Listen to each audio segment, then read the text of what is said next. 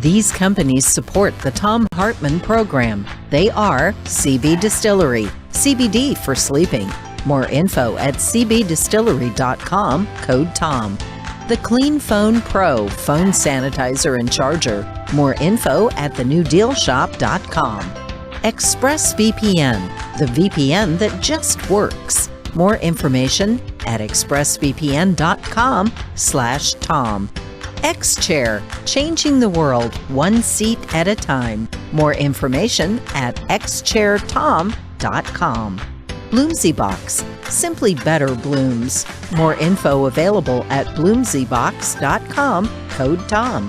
And Boll & Branch Sheets, crafted for the common good. More info at bollandbranch.com, code TOM.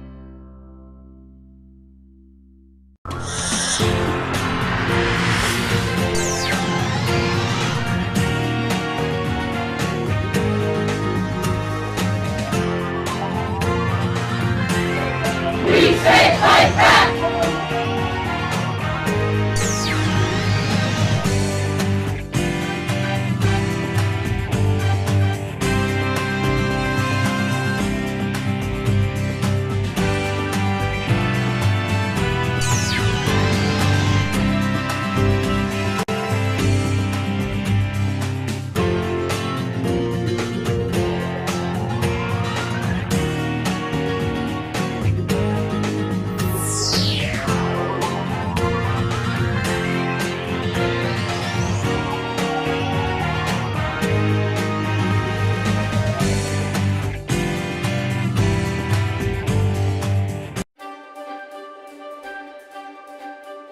Welcome back to the Thom Hartmann Book Club. Today we're reading from Point to Point Navigation, a memoir by Gore Vidal. This is from the last two chapters, and we're reading from page 258. In 1961, a new president of the United States, John F. Kennedy, was inaugurated at the age of 43.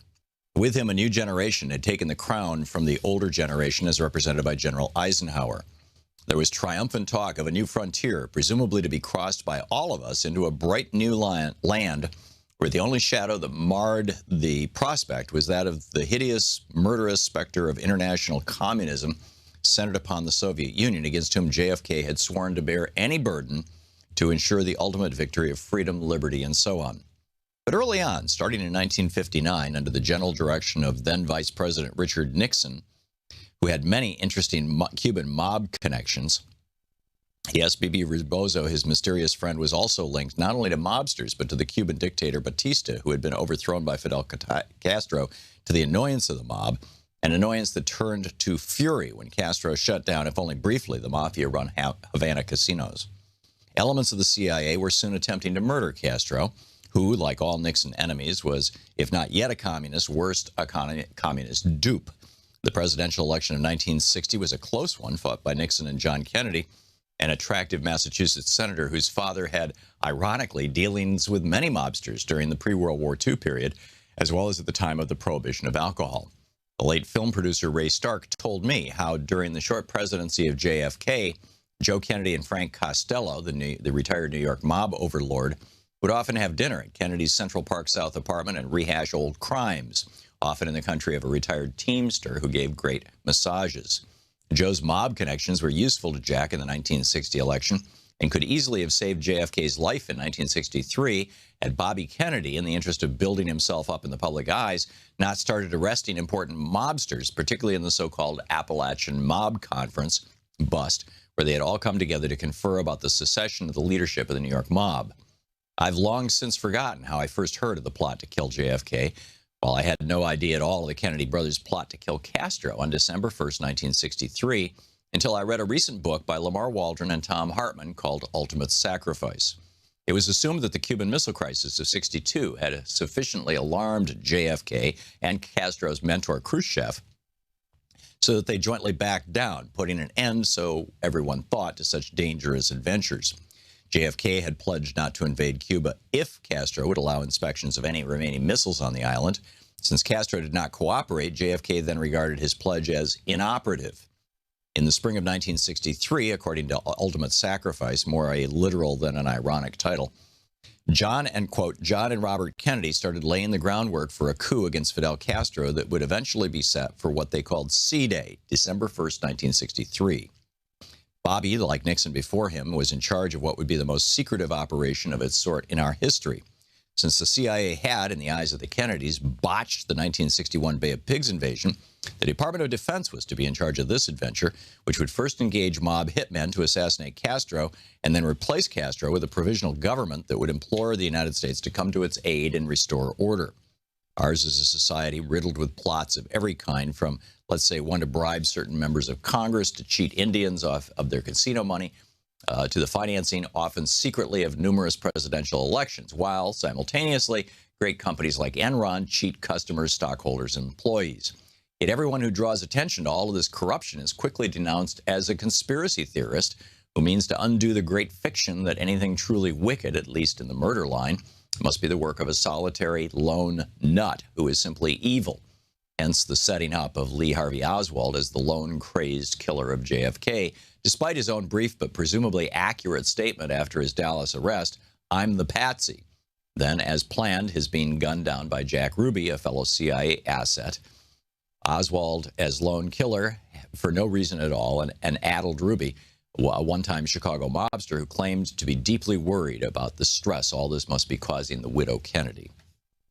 And he goes on in chapter 55. Ultimate Sacrifice describes how the Kennedy C-Day plan was penetrated by three mafia godfathers: Carlos Marcello, New Orleans; Santo Trafficante, Tampa, Florida; and Johnny Roselli out of Chicago.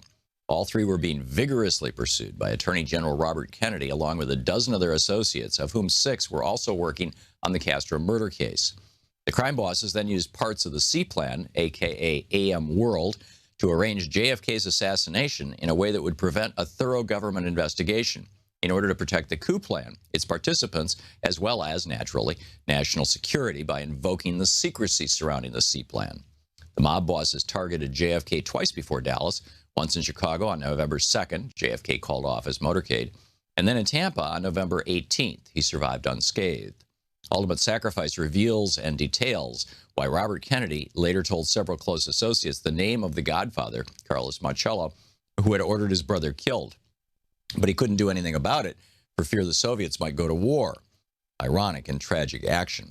I recalled when over the years I'd asked why what happened at Dallas happened, I'd answer, because Bobby had broken a truce made with the mob by Joe Kennedy in 1960. The book, Point-to-Point Navigation by Gore Vidal.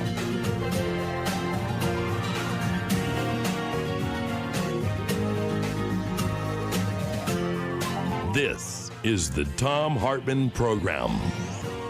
Hey, TGIF, Shabbat Shalom, Juma Mubarak. Happy Good Friday. It's Anything Goes Friday here on the Thom Hartmann Program. Debbie Hines is going to drop by at the tail end of our second hour to give us an update on the Derek Chauvin trial in the murder of George Floyd. But outside of that, it's you and me all day.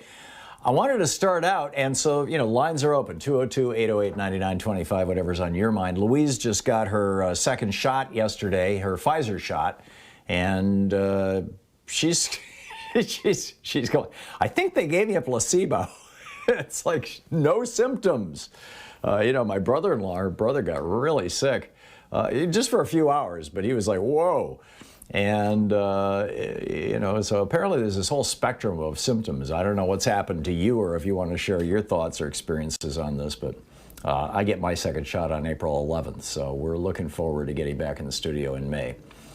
But I wanted to start out by talking about this bizarre strategy inside the Republican Party that is really what's behind the GOP culture wars and their obstruction, and ultimately I think leads to the question of, is the Republican Party going to reform itself, or is it just going to die? I mean, is it just going to be on the outs? If you look at the period, the Republican Party went essentially nuts in the 1920s, very much like today.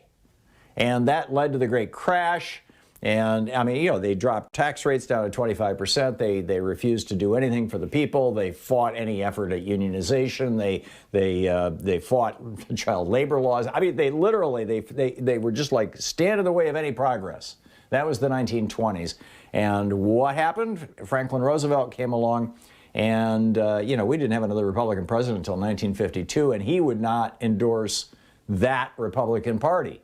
Eisenhower tried to reform the Republican Party. But right now, you can always tell when Republicans are in trouble because they start pouring gunpowder on the fires of the culture wars. This week, literally, Republicans passed a law in the state of Michigan that says that the state has to inform you if you are getting the Johnson & Johnson shot, that shot was developed using fetal stem cells. Honest to God. This is what it says on the Michigan State Health Department now. They had to update their website because of this new law. The Johnson & Johnson COVID-19 vaccine has been produced by growing the virus in fetal cells during vaccine development and manufacturing. Even though fetal cells are used to grow the vaccine virus, vaccines do not contain these cells or pieces of DNA. This is a state that right now has the highest infection and death rate in the country. I mean, it's like the virus is ripping through Michigan right now. It's like ground zero for the British variant. And they've got a massive unemployment problem. They've got multiple communities, not just Flint, with lead water pipes.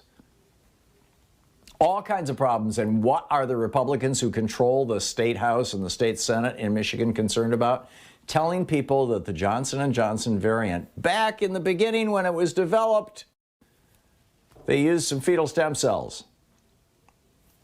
Making sure everybody knows that J&J has something to do with abortion. You know, if they could have gotten the word gay in there, it was made with gay stem cells, or black, or guns, or bathroom. They would definitely have done that.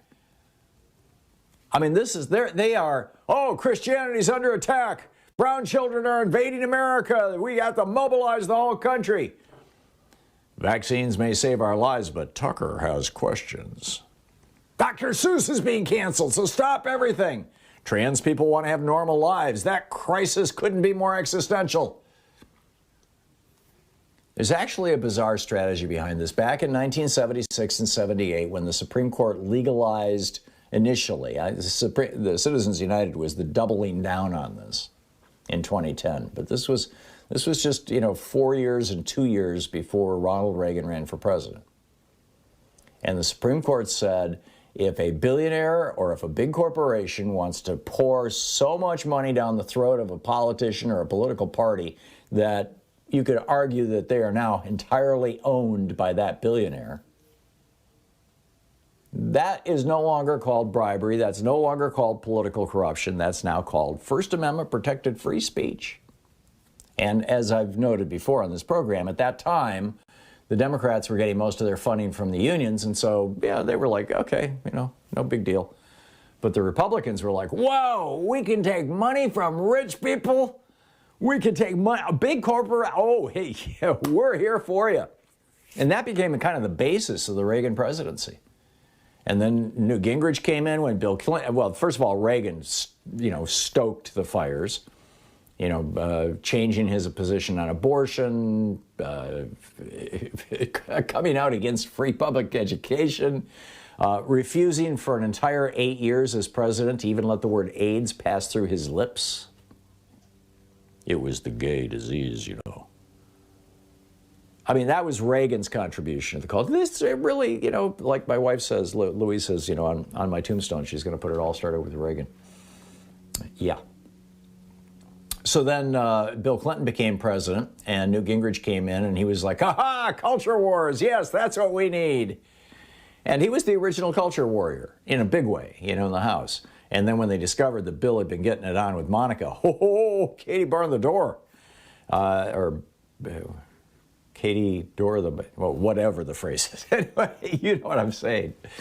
And so this is, they used to pretend that they had new ideas. The Republican Party. We are the party of ideas. They used to have people like William F. Buckley who would go on television and say, well, I really think that we have to ponder this seriously because we have some very good ideas here. Right. When Trump was president, we had Infrastructure Week, 20, 30 times? they never did infrastructure, but they were all in favor of it. Trump was like, yeah, trillions of dollars for infrastructure. Everybody, all the Republicans, oh, it's that wonderful. Now Joe Biden wants a couple $1 trillion for infrastructure, and they're like, nope, ain't going to happen. Mitch McConnell comes out and says, you will not have one single Republican vote. Nope. Which is great. It means that the Democrats can start negotiating among themselves. Who wants more infrastructure? Well, AOC wants 10 trillion. Joe Manchin's quite enthusiastic about infrastructure for West Virginia.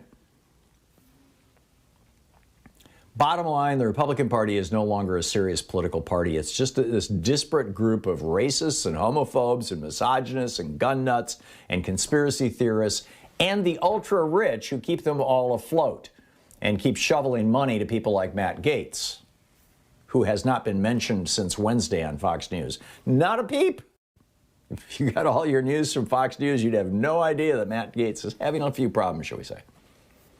And this is all because the Republicans really have no interest in governing. They don't believe in government, which is bizarre because they keep wanting to be in charge of government. I mean, you know, when Grover Norquist presented this information that actual conservative voters kind of like H.R. 1, the For the People Act, because it says that billionaires can no longer buy elections. And of course, in Republicans' minds, they're all thinking, George Soros. He says, you know, we're going to have to double down on our under the dome strategy. Right. Twist politicians' arms, buy people off, stuff like that. You know, this is the stuff they've been doing for 40 years. Which raises the question, I mean, you know, this is all of this crazy rhetoric and the right-wing echo chamber stuff has led to a situation where the number one domestic terrorist threat in the United States now is armed Republican white men. It's like 1861, only the names of the parties have been reversed. Klan is back, but they've got new names, and they got body armor and upgraded weapons. So where does the Republican Party go from here?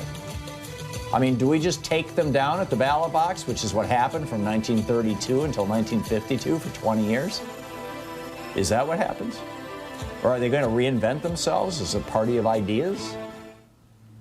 This is the Thom Hartmann Program. I really think that we need to have at least a two-party system in America. And the Republican Party is no longer a political party. It's just a bunch of grudges.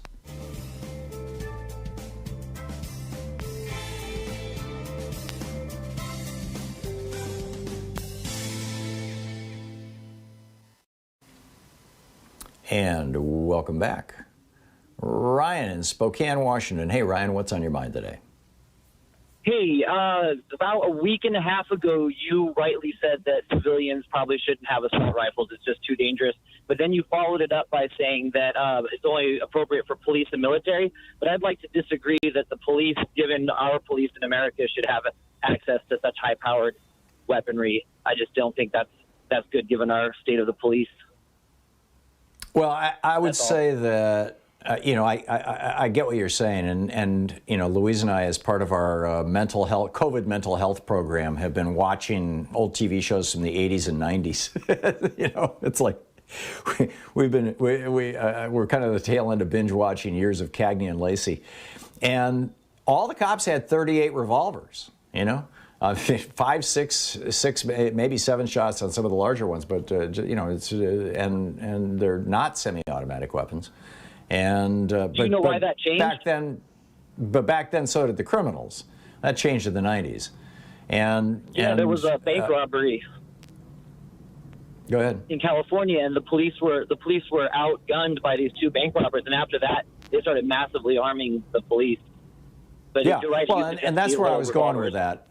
Yeah, I don't disagree with you if we could get the semi-automatic weapons off the streets to begin with.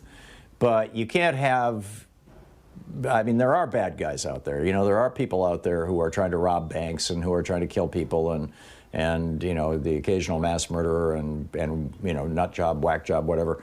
And you can't have the police not be as well armed as the bad guys. But, you know, if we were able to dial the whole thing back down to where, you know, revolvers were the norm again, at the very least, it seems like it would be a good thing. You know, it just seems like it would be a good thing. Ryan, thanks for the call. Chris in Littleton, Colorado. Hey, Chris, what's on your mind today? Yeah, I'd like to say that a fair, accessible vote by all citizens is the key to democracy. And if we allow the Republicans to legislate that away or suppress it away or not allow people access to the polls to vote, then we'll end up in a Republican dictatorship funded by billionaires. Yeah, I can't disagree with you, Chris, and that's exactly what they just did in Georgia and they're fixing to do in Texas.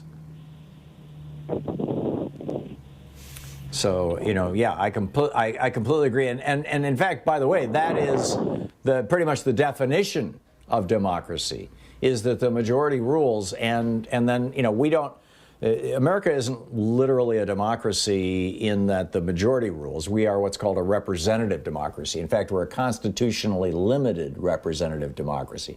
The powers of government are limited by the Constitution. So there are things, even with a vote, that can't be done because the Constitution prohibits those powers being given to government. But that said, we are a representative democracy, which means we elect representatives through majority vote. And then those representatives do the will of the people. And so, as Thomas Paine pointed out, the vote is the beating heart of democracy, a small d democracy. And without the vote being available to everybody, being fair, being clear, being transparent, being you can't call yourself a democratic republic. The founders referred to it as Republican government, small r. Nothing to do with today's Republican Party. That party didn't come into existence until 1856, with all that entire generation was dead. So, anyhow, Anything Goes Friday, back with more of your calls after this, coming up on 20 minutes past the hour.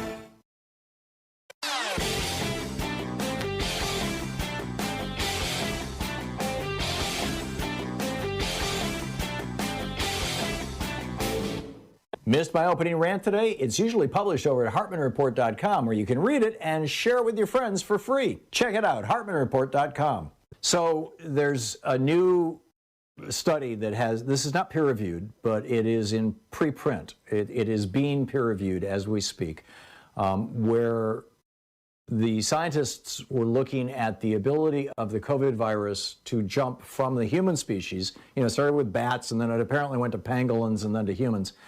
To jump from humans to other species, which would be a big problem. If we can infect other mammals, our cats and dogs, if we can infect rats or mice, who have traditionally been disease vectors for all kinds of things, from the bubonic plague to hantavirus, if we can infect them with this virus, we've got a whole brand new problem.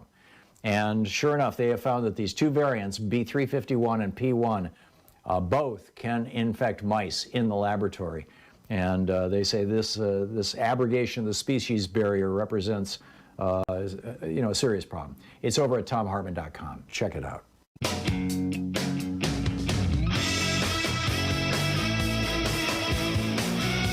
And welcome back. 21 minutes past the hour, picking up your phone calls on Anything Goes Good Friday. Jim in Sacramento. Hey, Jim, what's on your mind? Hi, Tom. I've called in a couple of times. I have not yet heard anyone mention what is, to me, a very plausible connection between the ongoing criminal investigation of Gates and his bizarre extortion theory that he's been throwing around and no one seems to be able to figure out. Here's my connection. It's been widely mentioned that, on various broadcasts, that the investigation was begun while Bill Barr was AG. Well, at the time Bill Barr was AG, Donald Trump was also president and had the power to pardon people, which would have been very valuable to him in exchange for some kind of remuneration. And if you think about the possibility that Gates' father, who's very rich and very conservative, was interested in getting a pardon for his son, then you can piece together the possible connection between some sort of weird exchange of money through various channels that would end up in Donald Trump's pocket in connection with getting rid of the problem that Matt Gates was facing even while Trump was president. You follow what I'm saying? Yeah, but I think it's a stretch. My understanding, Jim, and correct me if I'm wrong on any of this. Yes, Gates' dad is a very wealthy man, and wasn't he the former leader of the Senate in Florida?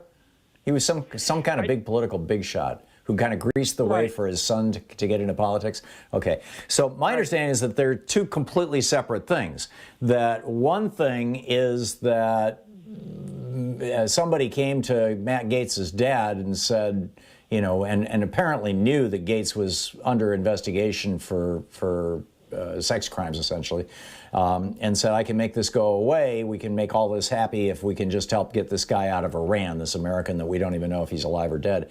And, and you give me $25 million and I'll get this guy out and I'll pay off the mullahs or whatever and everything is good. And that's being called an extortion plan, because it was going to make everything good for Matt. But the other is that apparently there was an app, a sugar daddy app kind of thing where women would say, yes, give me gifts and I'll date you. And, it was thinly disguised prostitution. And apparently there were some women on there who were under 18. And Matt Gates was using this app and with Apple Pay to hire these women for himself and his friends to pay for them. And then sharing their pictures on the floor of the house.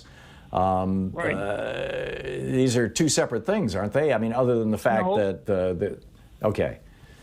Yeah, no. Here's why. So Barr knows that Matt Gates is facing a huge problem. Trump also wants to monetize the pardon power. So, but how? Well, I think a lot of these guys, a lot of the stuff that was going on back then was, I think the most shocking part about this is that everybody in Congress apparently knew what Matt Gates was up to. And was just like, well, Republicans will be Republicans. Well, that's what happens when you have no interest in actually running a government. Is what do? Well, you get high, you get laid, you get rich. You've got 4 different members of the cabinet now who've been accused of being on the take while they were in the cabinet. You've got his trade secretary who passed over $90 million worth of just kind of handshake COVID deals to contractors who were connected to Trump in the White House. There was just money flying everywhere. But they all assumed that Trump was going to get reelected and they would either be protected or there'd be pardons. Well, isn't that the key to it all? I agree with you 100% about Republicans not interested in governing. But I'm saying this. At the point in time when it became critical for Gates, only Trump could get him out of the problem with the federal investigation. And only money would do that, knowing how corrupt Trump was and is. So you think the $25 million was going to go to Trump for a pardon? Is that what you're saying? Absolutely. That's exactly what I'm saying. Sorry it took a while. The penny dropped. Set it up. Huh? Yeah, I finally got it, what you're saying. Yeah, I get it. Yeah. Jim, I got to move. I've just got 30 seconds here left, so it wouldn't be fair to drop somebody else into the middle of this. It's going to get real interesting. I mean, Matt Gates was a major star on Fox News, and now they're not even talking about him. But I think the biggest story here is doesn't come to pass. Yeah, I think the big story here, though, is number one, what do you do if you're, if you're being paid $180,000 a year to govern the country and you have no interest in governing the country, and plus your daddy's, filthy rich, what do you do? I mean, hey, you're bored. And then what's the deal with Nestor? I mean, there's just like all kinds of strange stuff around this guy. I'm guessing the Republican Party is going to drop him like a hot potato. I think he's toast. I think he's gone. And hopefully this will be the last time we talk about it. It's coming up on 28 minutes past the hour. You're listening to the Thom Hartmann Program. Call 202-808-9925. I mean, normal people are trying to make a living, right? And normal legislators are trying to do what's best for the country, but not Republicans. They're on the take.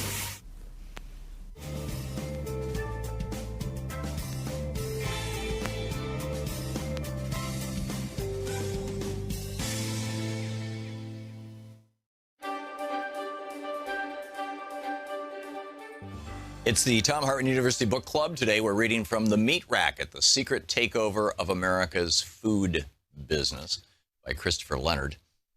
This is from the prologue. It's titled The Hidden King. Nobody ever visits the stranded little community of Waldron, Arkansas. But even if they did, a tourist would never see the place for what it really is.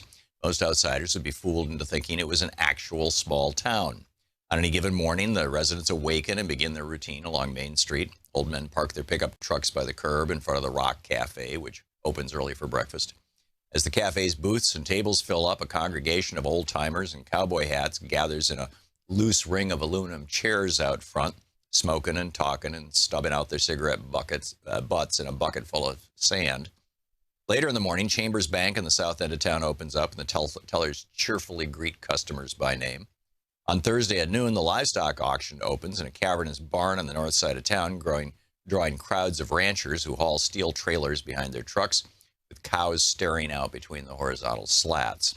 In the late afternoon, teenagers park their cars by the gazebo south of the auction barn, proudly displaying their Mustangs and Broncos like big game trophies. These events have a rhythm of their own, the clockwork functioning of a small-town economy. But it's all just window dressing. All of it would cease to exist in a moment and have no impact whatsoever on the true Waldron or its true economic reason for being. The real tempo of the town's economic pulse is measured by the coming and going of semi-trucks that roll down Main Street at periodic intervals, 24 hours a day, 7 days a week. In the middle of the night, tanker trucks full of animal feed rumble past the empty stores and out onto country roads that lead into the hilly terrain that surrounds town. At dawn, other trucks trundle in from the hills, heaped high with battered metal crates full of chickens that exude clouds of white feathers along the highway. The tempo can be measured in the regular arrival of train cars full of grain and oil seeds that dump their loads at a feed mill that clanks and hums and churns all night. And in the parade of refrigerated trucks that pull up to a slaughterhouse near the feed mill and get loaded with pallets of frozen meat. This is the real functioning of Waldron, Arkansas, and its true reason for being. This is the heartbeat of Tyson Foods, the nation's biggest meat company. The Tyson plant on the north end of Waldron is the only thing that keeps the town on the map. Appropriately, many residents simply refer to it as the complex. That's because the Tyson plant isn't just a factory, it's more like an entire small-town economy consolidated into one property. The complex contains its own feed mill and hatchery, its own trucking line and slaughterhouse that covers several acres of land and processes about 1 million dead chickens a week. The complex is like an economic dark star that has drawn into itself all the independent businesses, an economic dark star that has drawn into itself all the independent businesses that used to define a small town like Waldron, the kinds of businesses that were once the economic pillars of rural America. Of course, tourists to Waldron would never see the Tyson plant, and not just because it sits on the north fringe of town away from Main Street. Visitors are stopped at its front gate and forbidden from exploring its grounds. So a tourist would have to be content to stroll along the sidewalks downtown, observing the fake Main Street, the deceptive array of little businesses that make it seem like a community. This illusory appearance cloaks Tyson's existence all the way from its roots in rural America to the grocery store shelves and restaurant menus where its products finally reach American consumers. The average shopper is usually fooled when he or she peruses the meat aisle, seeing what appears to be an abundance of choices and products. Tyson brand name wouldn't necessarily stand out with its logo gracing just a handful of products. But the rotisserie chicken slowly turning in its oven, the Bonisi brand pepperoni, the Lady Astor brand chicken cordon bleu, the frozen chicken pot pie, and the Wright brand bacon all come from the same company, Tyson. And then there is all the unlabeled meat that Tyson floods into the U.S. food system every day. The meat served in cafeterias, nursing homes, fast food restaurants, and suburban eateries where more and more Americans eat their meals. There's a very good chance any of the meat purchased in these places was made by Tyson. Even if Tyson did not produce a given piece of meat, the consumer is really only picking between different versions of the same commodified beef, chicken, and pork that is produced throughout a system that Tyson pioneered. Tyson's few competitors have resorted to imitating the company's business model just to survive. This book aims to explore the vast hidden territory between the remote farms and towns like Waldron, where Tyson raises millions of animals, and the final point of contact where consumers buy the company's meat. Unseen between these two poles is a hidden power structure that has quietly reshaped U.S. rural economies while gaining unprecedented control over the nation's meat supply. Just a handful of companies produce nearly all the meat consumed in the United States, and Tyson is the king among them. The company sits atop a powerful oligarchy of corporations that determines how animals are raised, how much farmers get paid, and how meat is processed, all while reaping massive profits and remaining almost entirely opaque to the consumer. Because Tyson and its imitators are based in the geographic and economic fringes of America in forgotten places like Waldron, the company has managed to escape the scrutiny it deserves. While Tyson's operations are remote, the company's business practices affect virtually everyone. About 95% of Americans eat chicken, which means they almost certainly eat chicken produced by Tyson. And then it goes on from there. The book is The Meat Racket, The Secret Takeover of America's Food Industry by Christopher Leonard.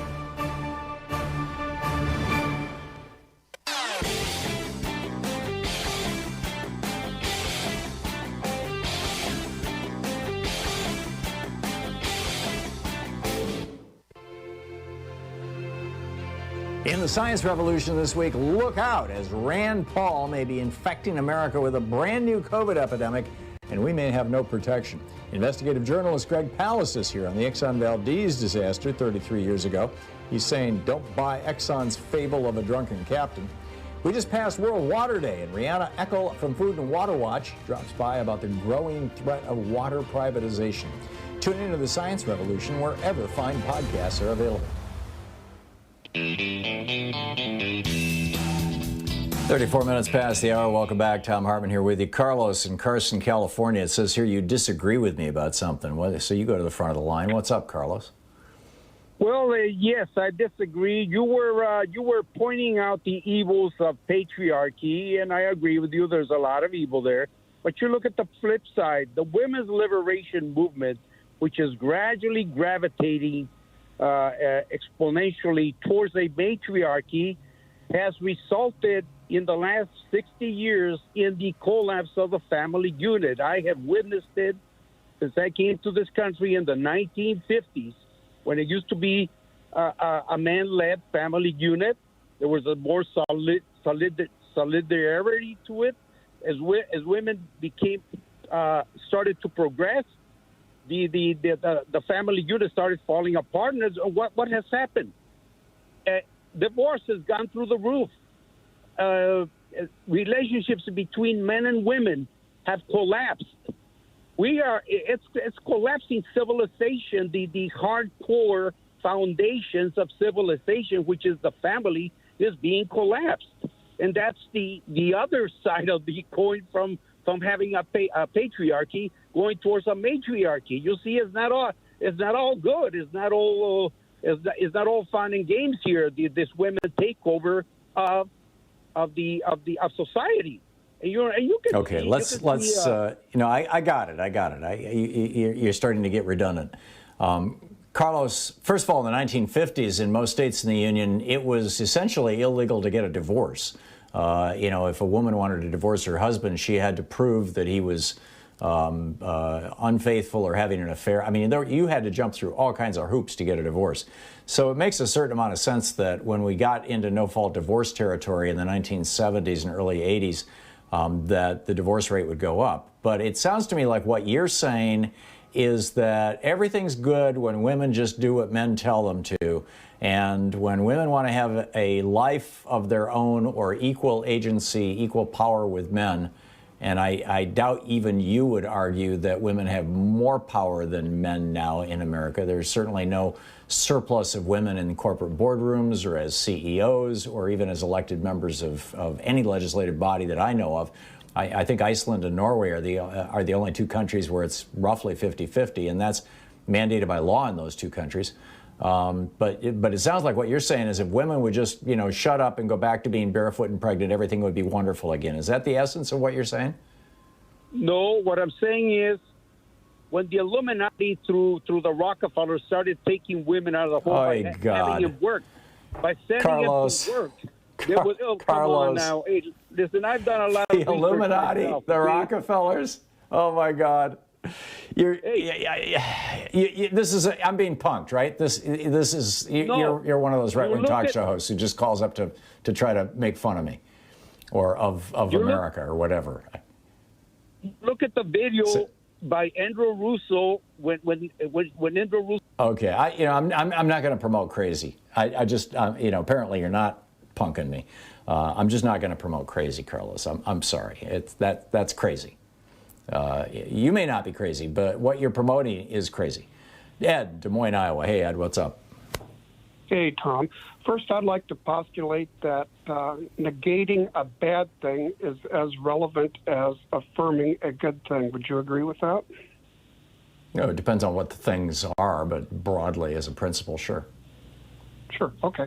So I was just leading into, if I was listening the other day when that guy called in, I can't even remember what he said, but where a Republican had put through a good piece of legislation, and he got a book from you.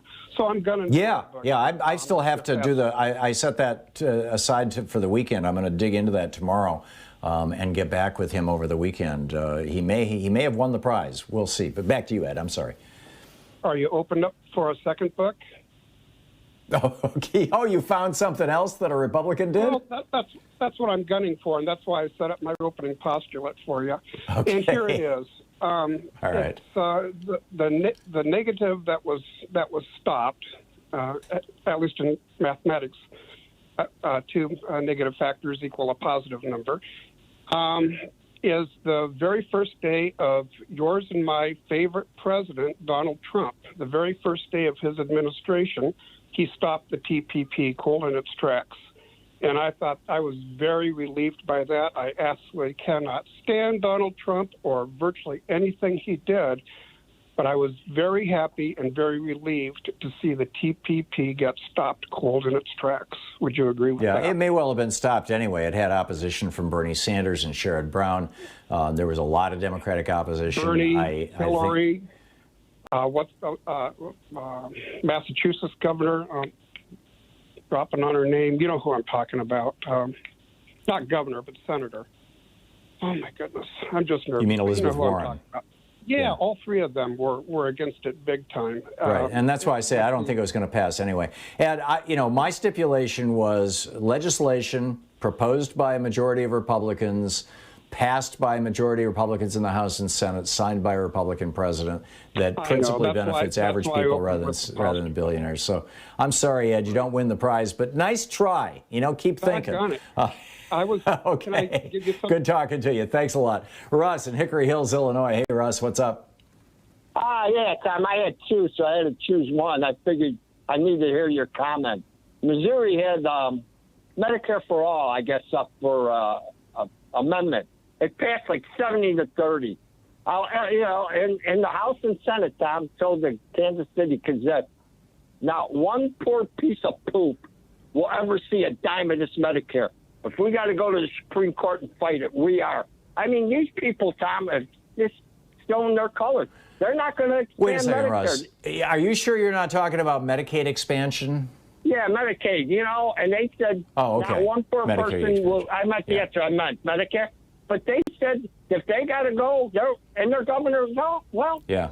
If what you're talking about is what I think I'm remembering, which is a couple of months ago, there was a citizen, or maybe it was the last election, about 5 months ago, there was a citizen referendum in Missouri to expand Medicaid so that low-income working people in Missouri, if you're really poor, if you make under about $2,000 a year, you can get Medicaid. But then to qualify for Obamacare, because of the way that the Supreme Court gutted Obamacare, you have to make over a certain amount, like say $15,000, $20,000 a year. And so there's this giant hole in the middle of people who are working for $7.25 an hour and can't afford health care and don't qualify for Medicaid. And so by citizens' referendum, they expanded it, but it requires some sort of action by the legislature to make it happen. And the Republicans in Missouri are fighting that like crazy. Do I have that right so far? That's my recollection. According to the people who I heard, Missouri's House and Senate said if they have to, they'll go to the Supreme Court. Not one poor person will ever see a dime in this thing. How much more do the Democrats got to hear stuff like this? Like, why are you fighting the filibuster? I don't understand it. Yeah, mean, no, I get it, unbelievable. Russ. I think what we're looking at, and this goes back to the rant that I opened the show with, is I think we're looking at the death of the Republican Party. I think that they are essentially committed suicide, political suicide, all over the place by simply constantly adhering to the agenda of these libertarian billionaires as opposed to doing what the people want. Joan in Rochester, Minnesota. Hey, Joan, what's up? Well, Tom, I'd like to talk about the elephant in the room regarding the Chauvin trial. If a jury has reservations about convicting a policeman because of fear of reprisal, and then a black man is never freed if he's accused of harming a white man, where is the justice in the country? We have people that are afraid to do the right thing because of what happens when they go out the door and see their friends or their neighbors or the town they live in. And I think there should be a solution. Maybe the judge should meet with the jury and he come forth with the verdict without putting any of the other people in the limelight, because I think that fear has been a thing for all these years in the courts of law, and it's not justice. Yeah, no, I get what you're saying, Joan, and for many, many years in the United States, 400 years specifically, if a white man, or in particular a white police officer, killed a black man, and anybody had the temerity to testify against that cop, particularly another cop, their life was pretty much over. I think those days are, certainly they're not at an end. We're not even close to at an end. But I think that I think that the generation of people who are teenagers right now are going to come of age. They're going to come into a world where that largely is at an end. There is, and one of the things we're seeing with the Chauvin trial right now is all these cops who are coming forward and testifying essentially against Derek Chauvin. Well, You had the homicide detective this morning. He's 40 years in the force, the most senior officer. Yeah, well, Go ahead, I think in the beginning the police should have cleaned their own houses, and we wouldn't be in this. Oh yeah, trouble. of course. They always had to stand up for their buddy, even if it dragged them down. Well, and this is still a problem in probably pretty much every police department in the United States. Is along with the whole qualified immunity thing. We have a long way to go. But I think that we're beginning to at least have the conversation. Joan, thank you. You're listening to Thom Hartmann. Visit ThomHartmann.com for audio and video archives. It's Anything Goes. Good Friday. Back with your calls right after this.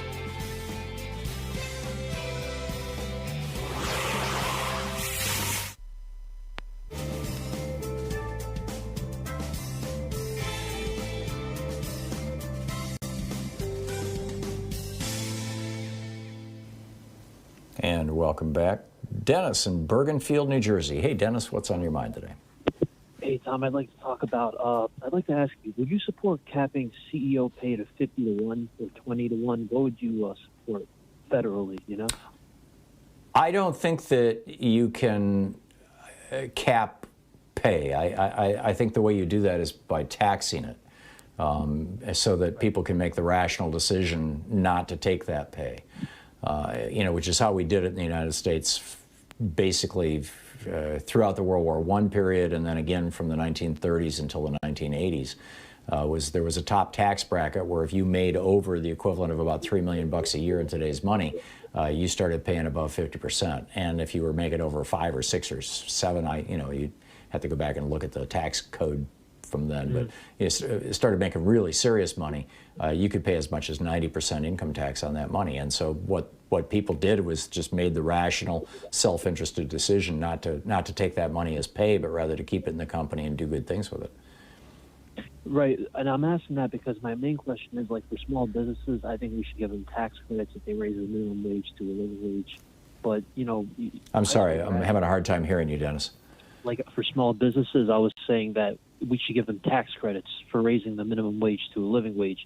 But, there is a slight reduction in employment for high school graduates when they do that. So, I'm not sure what the solution for that would be, when we raise the minimum wage to a living wage. High school graduates of all ages, you mean? Right, of all ages, like people who are 60 who only have a high school education, Right. Right. Yeah, I'm not sure. There are ways to incentivize companies to pay more than the minimum wage. And there have been discussions about this. For example, like you said, giving companies a tax credit for wages over a certain level for people with particular types of jobs. I'm a little less enthusiastic about that because I actually do think that markets are generally more efficient than management.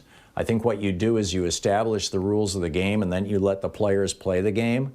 And if the players start playing the game in a way that one side is always winning and the other side is always getting screwed, you don't go in and say to the winners, okay, I'm going to, to use the football analogy, I'm going to tie your ankles together. Instead, you change the rules of the game. Right. And what we've done over the since Reagan, essentially what we have done is we've rigged the game of capitalism so that it always benefits management, it always benefits ownership, it always benefits the CEO class, it always benefits the stockholder class, and it never benefits the working class. And that's human. You've got the problem of human nature, this sad reality of greed driving this thing. But I just think that it's a matter. You can't legislate human nature, but you can change the rules of the game, and that's how I would do it. And the principle. One of the principal rules, you do away with the ability to corporations to buy back their own stock legally. You do away with the ability of corporations to pay their CEOs with stock. Those are things that were illegal before Reagan. Those were rules of the game. You bring back the top tax bracket, that people drop into that's well over 50%. Those are all changes in the rules of the game. But outlawing particular levels of CEO pay, I suppose you could argue that that's a rule of the game too, but I think that when you get too granular, you start disrupting things and you start getting unintended consequences.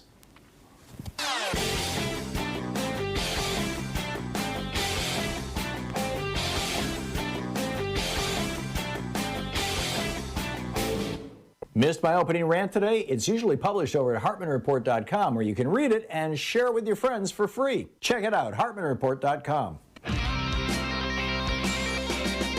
Welcome back. 10 minutes before the hour. Thom Hartmann here with you. Sandra in Omaha, Nebraska. Hey, Sandra, what's up? Hey, I just wanted to let you know that I was scared to get the shot, too, but I went ahead and did it anyhow because I've got two grandsons I would like to watch grow up, and I haven't seen them in over a year.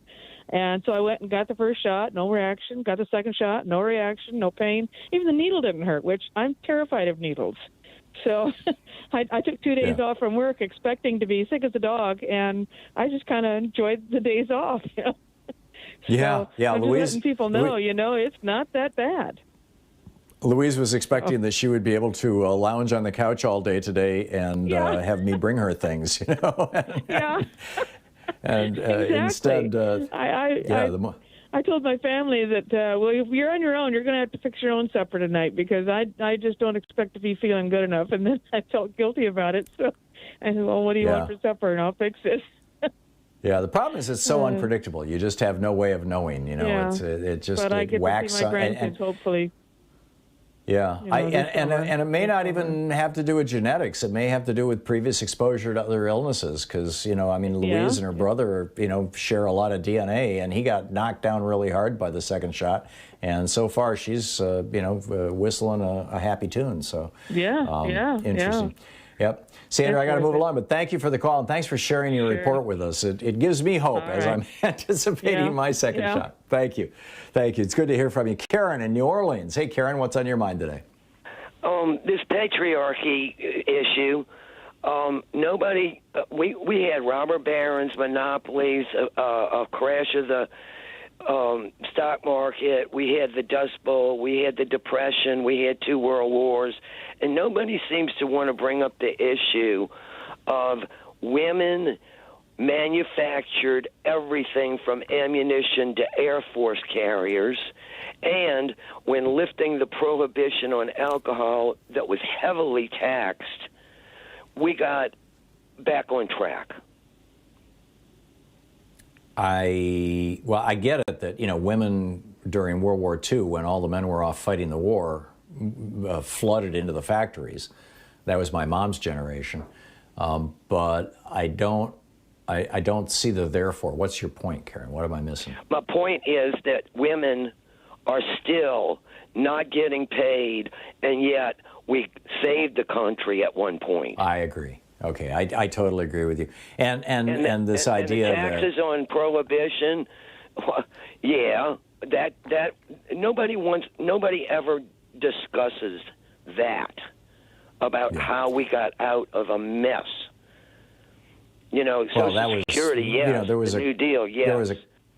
There were two constitutional amendments. The first banned alcohol, and the other unbanned alcohol. Right, and when they unbanned it, they got heavily taxed it, and sure. It's just like we're doing with marijuana right now. Yeah. You know, when you ban things that people want, what you do is you create criminal undergrounds. It's just that simple. Absolutely, but now the government gets to tax it however they like. I mean, I'm not against or for alcohol. I'm just saying there are issues that got us out of a big problems that nobody seems to ever bring up. Okay, well said. Karen, thank you. Scott in Gainesboro, North Carolina. Hey, Scott, what's up? Yes, Tom. I'm a retired police officer, 26 years on the job. Started in 1980 in South Florida. And I just wanted to say that in the first few years I was on the road, I was involved in 2 civil lawsuits where people that I had arrested claimed that I had violated their civil rights. Now, there's no way I could have hired an attorney to prepare my case and go spend all day in court with me. Luckily, the sheriff's lawyer that he had on staff were able to file motions, and both lawsuits were dismissed immediately. So my point is, qualified immunity shouldn't be done away with totally, because if I had to hire an attorney, I would have been homeless at that point. I was making $12,500 a year. But you were an employee of the state, so the state had an obligation to at the very least, to investigate whether there was, as you were operating under the color of law, as you were operating on behalf of the state or the city or the county or whatever. I'm using the word state generically here.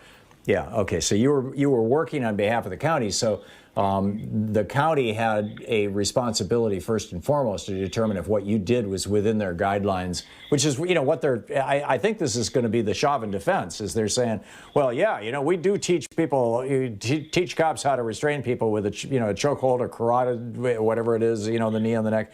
And I don't think it's going to fly, but that's what they're going to try and say. No, it won't. And personally, I hope he's convicted and put away for life. If you commit a crime while you're on duty, yes, you need to defend yourself. You need to hire your own lawyers and everything else.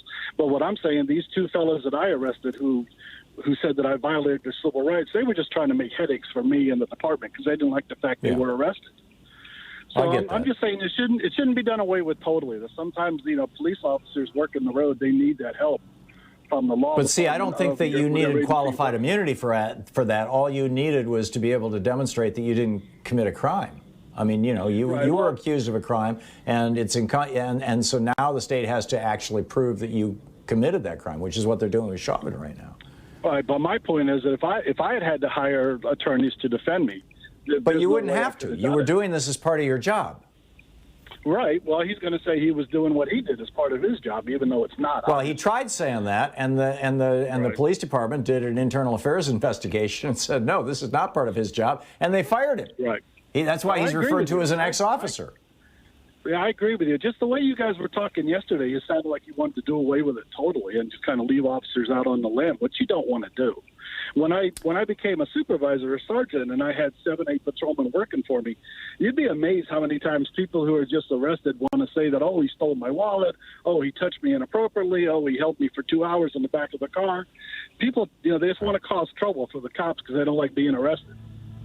Yeah, well, I get that, but okay, Scott, not having been in your shoes, I don't have a glib response for that. Scott, thanks. Thanks for contributing to the conversation. I appreciate it. We'll continue with Anything Goes Friday as we roll into our second hour, and toward the end of that hour, of the next hour, Debbie Hines is going to drop by with an update on everything that's going on with the Derek Chauvin trial for the murder of George Floyd and what that means. Stick around. You're listening to Thom Hartmann.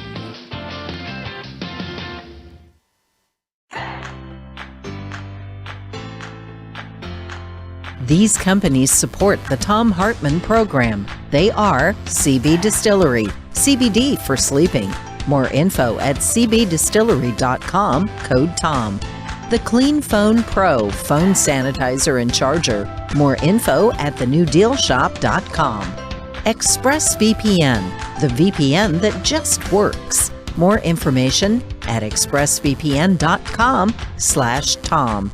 X-Chair, changing the world one seat at a time. More information at xchairtom.com. Bloomsy Box, simply better blooms. More info available at bloomsybox.com, code TOM. And Boll & Branch Sheets, crafted for the common good. More info at bollandbranch.com, code TOM.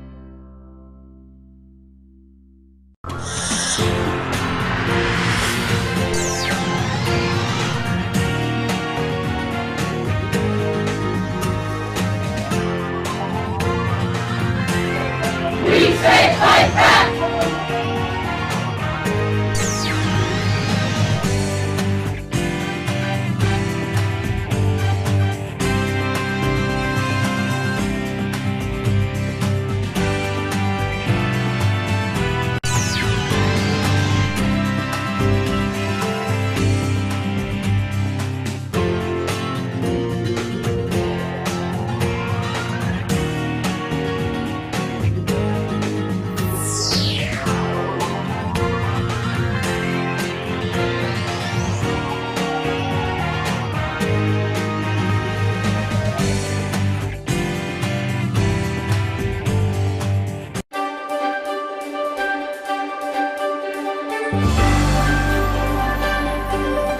Our book today is My Life in the Black Party. The title is just another N-word, and it's by Field Marshal Don Cox, his life in the Black Panther Party.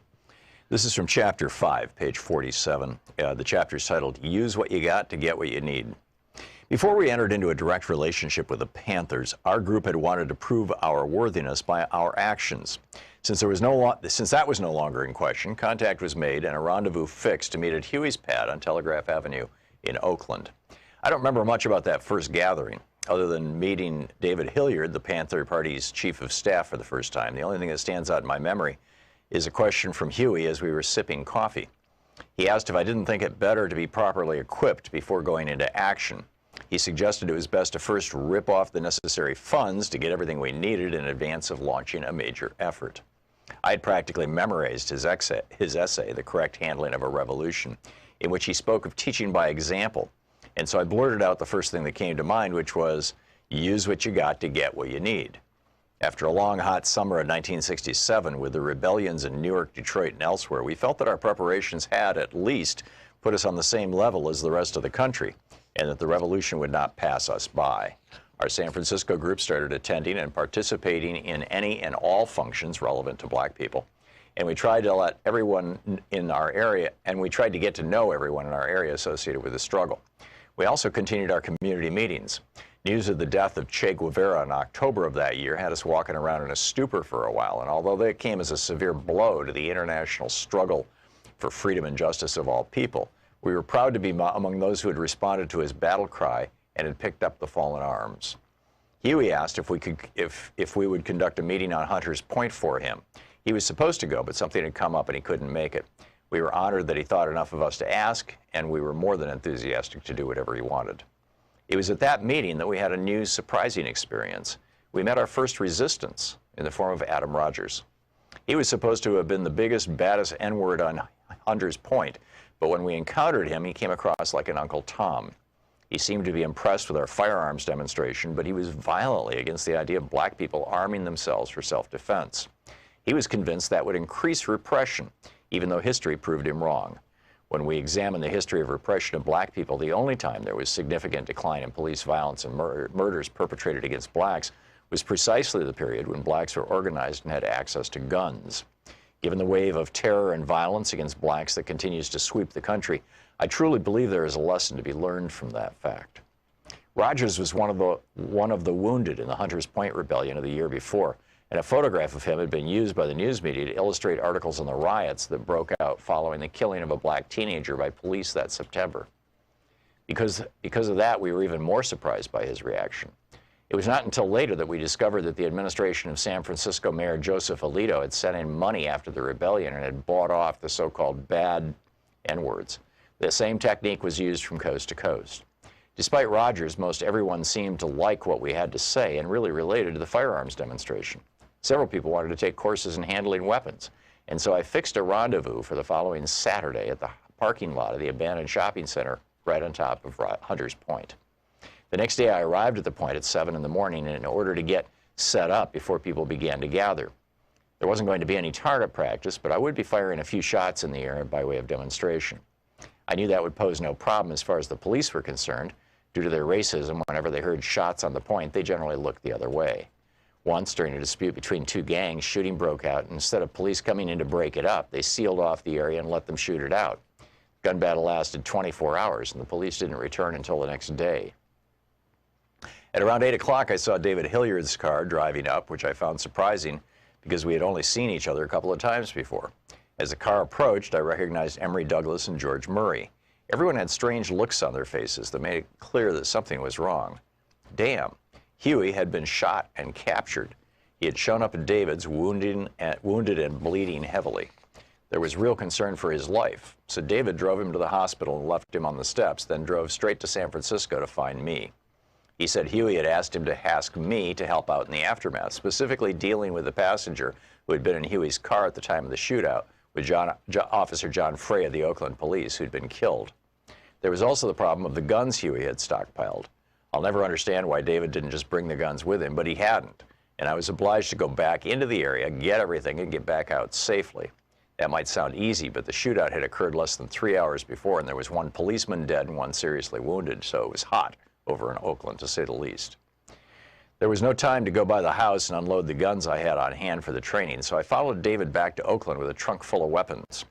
David took me into the backyard of a house that had a lot of weeds and a stack of old lumber in which he had stashed the gun.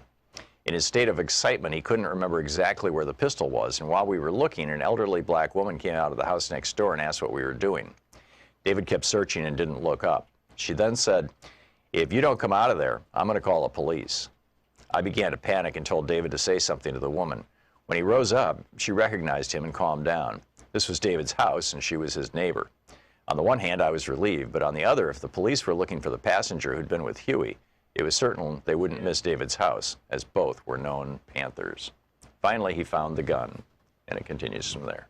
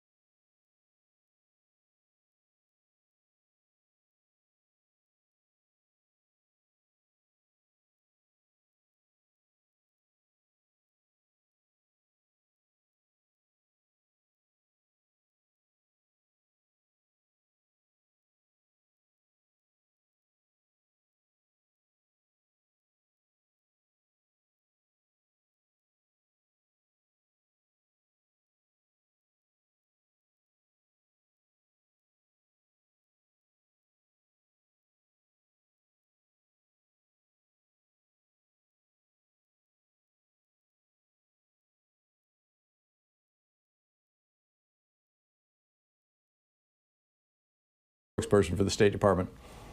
These talks are going to happen in Austria, by the way. He said, "This is a healthy step forward. These remain early days, and we don't anticipate an immediate breakthrough as there will be difficult discussions ahead. But this is, Trump did serious damage, not just to the United States interests, but to the interests of peace in the world, and certainly to any kind of attempts at nuclear nonproliferation, at reducing the number of nuclear weapons in the world. Trump did extraordinary damage to that by pandering to the yahoos on Fox News and blowing up the Iran deal simply because it had been negotiated by America's first black president. And make no mistake, that's really what it was all about. Trump was on a Jeremiad, on an absolute crusade to undo absolutely everything that Barack Obama had done. And I think that, you know, obviously this is my personal opinion, but I think that I can support it, given all of Trump's rhetoric over the years, that the reason he did this was to try to strip any accomplishment of the first black man to be in the White House out of the history books. And I think it's, you know, it's been a tragedy for America, it's been a tragedy for the world, and thank God the Biden administration is moving forward. So anyhow, let's, like I said, it's Anything Goes Friday, picking up your phone calls. Robert in St. Louis, Missouri. Hey, Robert, what's on your mind? Tom, to all due respect to the officer who called before, back in the 80s and 90s, most officers weren't videotaped or anything by anyone, let alone their own equipment. Currently, all police officers should be wearing body cams or can wear body cams to show that they're innocent or guilt or whatever in something that they may or may not do. And also, every single civilian is walking around with a high-definition camera in their hand. Just wanted to bring that up. Yeah, it is a whole different world, Robert. You know, I mean, when Rodney King happened, it was like somebody happened to have a video camera the size of a boombox, you know, on their shoulder. Now it is a very different world, and those cameras are everywhere, and it's an excellent point. Robert, thank you. Thanks for calling and making it. Tony in Washington. Hey, Tony, what's up? Hi, Tom. Thank you for taking my call. I wanted to go back to a caller, I don't know whether it was last week or the week before, who talked about she was driving an automobile, an electric car, and she had, I don't know whether it was a device, but in some way there was, it was recharging the car as she drove it, so that she did not have to use outside electric current to do that. Do you remember that call? I remember it vividly because I was so uncomfortable with it. She was talking to Congressman Ro Khanna. He did not point this out to her, and I didn't either. We just kind of politely moved along. There are crackpot videos out there, but what she was describing was a perpetual motion machine, and that does not exist. There are vehicles that do capture some of their own kinetic energy. For example, when your car is driving down the street, you've consumed a bunch of gasoline or electricity or whatever form of energy it is to get it up to speed. When you slow it down on a conventional car, you hit the brakes. Your brake pads convert that energy that is being taken out of the car, the kinetic energy, the motion energy, convert that into heat. And that's why brake pads are made out of asbestos, so it doesn't burn them up. But with an electric car, now they've got, the motors can also be generators that are attached to the wheels. And so I drive a little Prius plug-in hybrid. And so when I put my foot on the brake, it's not closing the brake pedals. It is taking that forward motion energy and converting it into electricity and recharging the battery in the car. Now, it's never going to recharge it enough that I get free, I get to go for free. But what it does is it takes your gas mileage from 20 miles to the gallon up to 40 or 50 miles to the gallon, because every time you slow down, you're able to capture some of that energy and then reuse that energy a little later on. But what she was describing was perpetual motion, and there just ain't no such thing, Tony. Oh, I see. Well, then my concern is of the amount of electricity that it's going to take to charge all these electric cars all over the country and the world, and how all that electricity is going to be generated. Is that going to be a problem? It's not. It really is not. When you consider the amount of electricity that an average house uses, when I recharged my car yesterday, in fact, Louise went down to get her shot. As I said, my car is both gas and electric, And so the first 29 miles is electric, and then after that it kicks over to gas. So, you know, if we want to take a long trip, we'll burn gasoline, but on a short trip, it's always electric. And when she drove downtown to the convention center to get her shot, by the time she got back home, she had used up almost all the electricity. I plugged the car in, and in 3 hours it charged. And it's out of a regular 110-volt outlet. It's using less electricity, or about the same amount of electricity as an electric toaster. So to charge, and if it was like a Tesla, if it was using 220 instead of 110, it would use the amount of electricity of 2 electric toasters. So, and you can recharge it in 4 or 5 hours. So no, I mean, there was some initial concern that you know, if everybody started charging their cars off their homes, that we'd have to build up our grids and all this kind of stuff.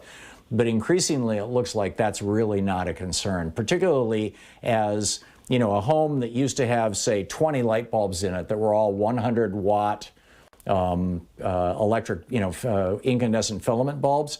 That would be 2,000 watts of electricity, right? So that's what my car uses to recharge itself. Well, those 100-watt light bulbs in my house now are all replaced with 5-watt light bulbs that are LEDs.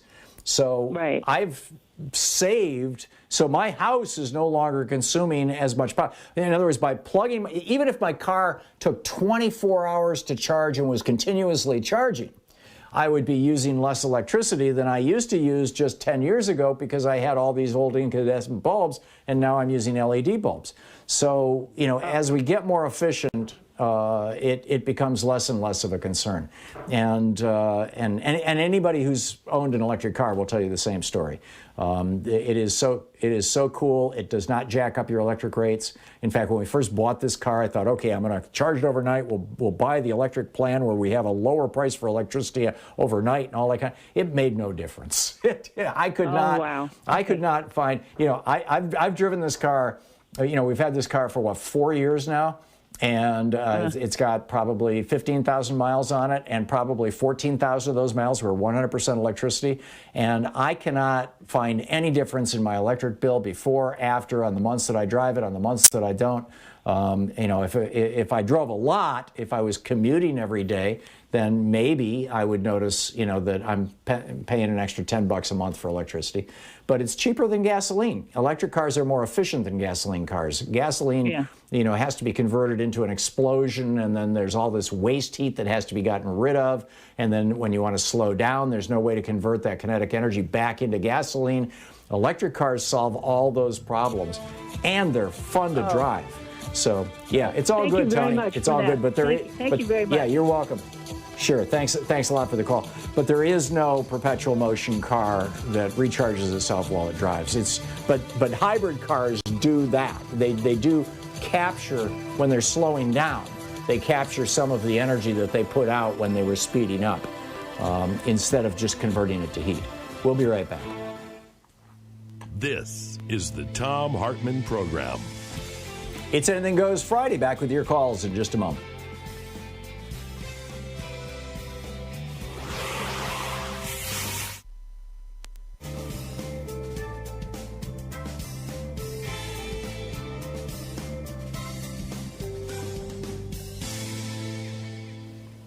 And welcome back. Christopher in Vancouver, Washington. Hey, Christopher, what's on your mind today?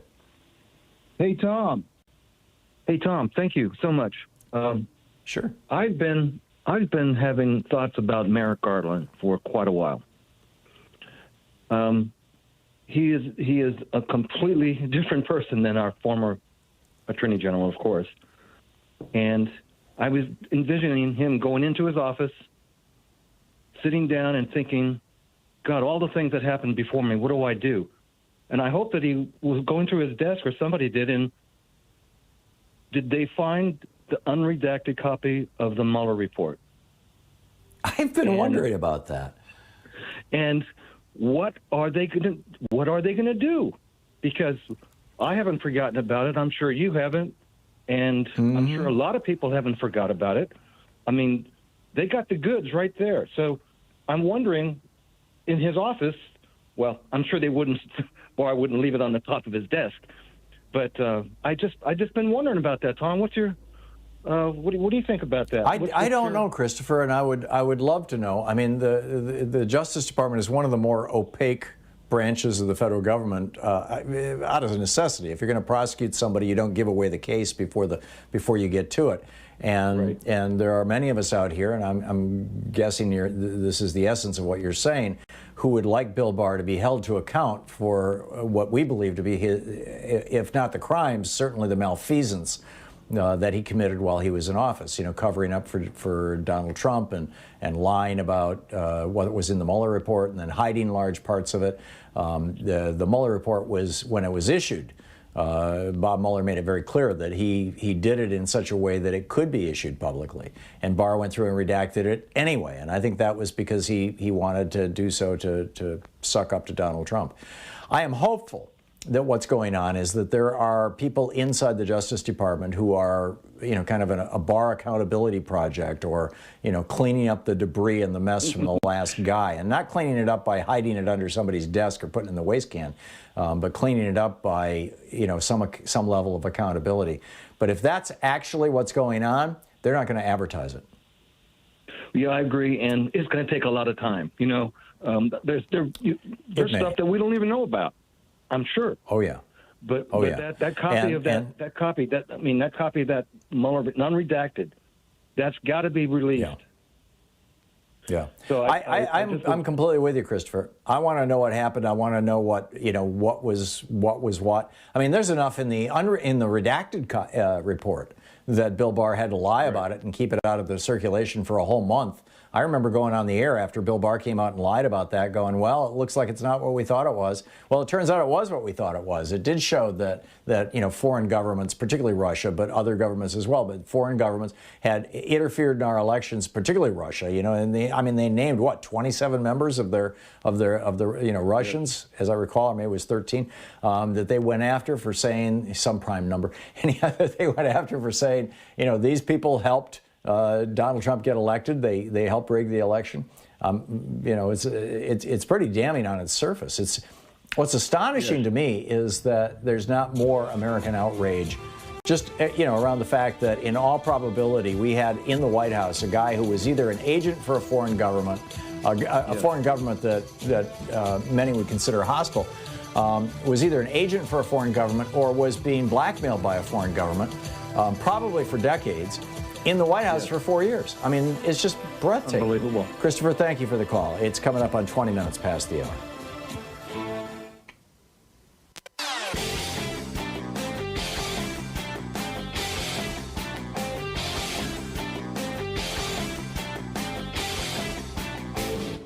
Missed my opening rant today? It's usually published over at HartmannReport.com, where you can read it and share it with your friends for free. Check it out, HartmannReport.com.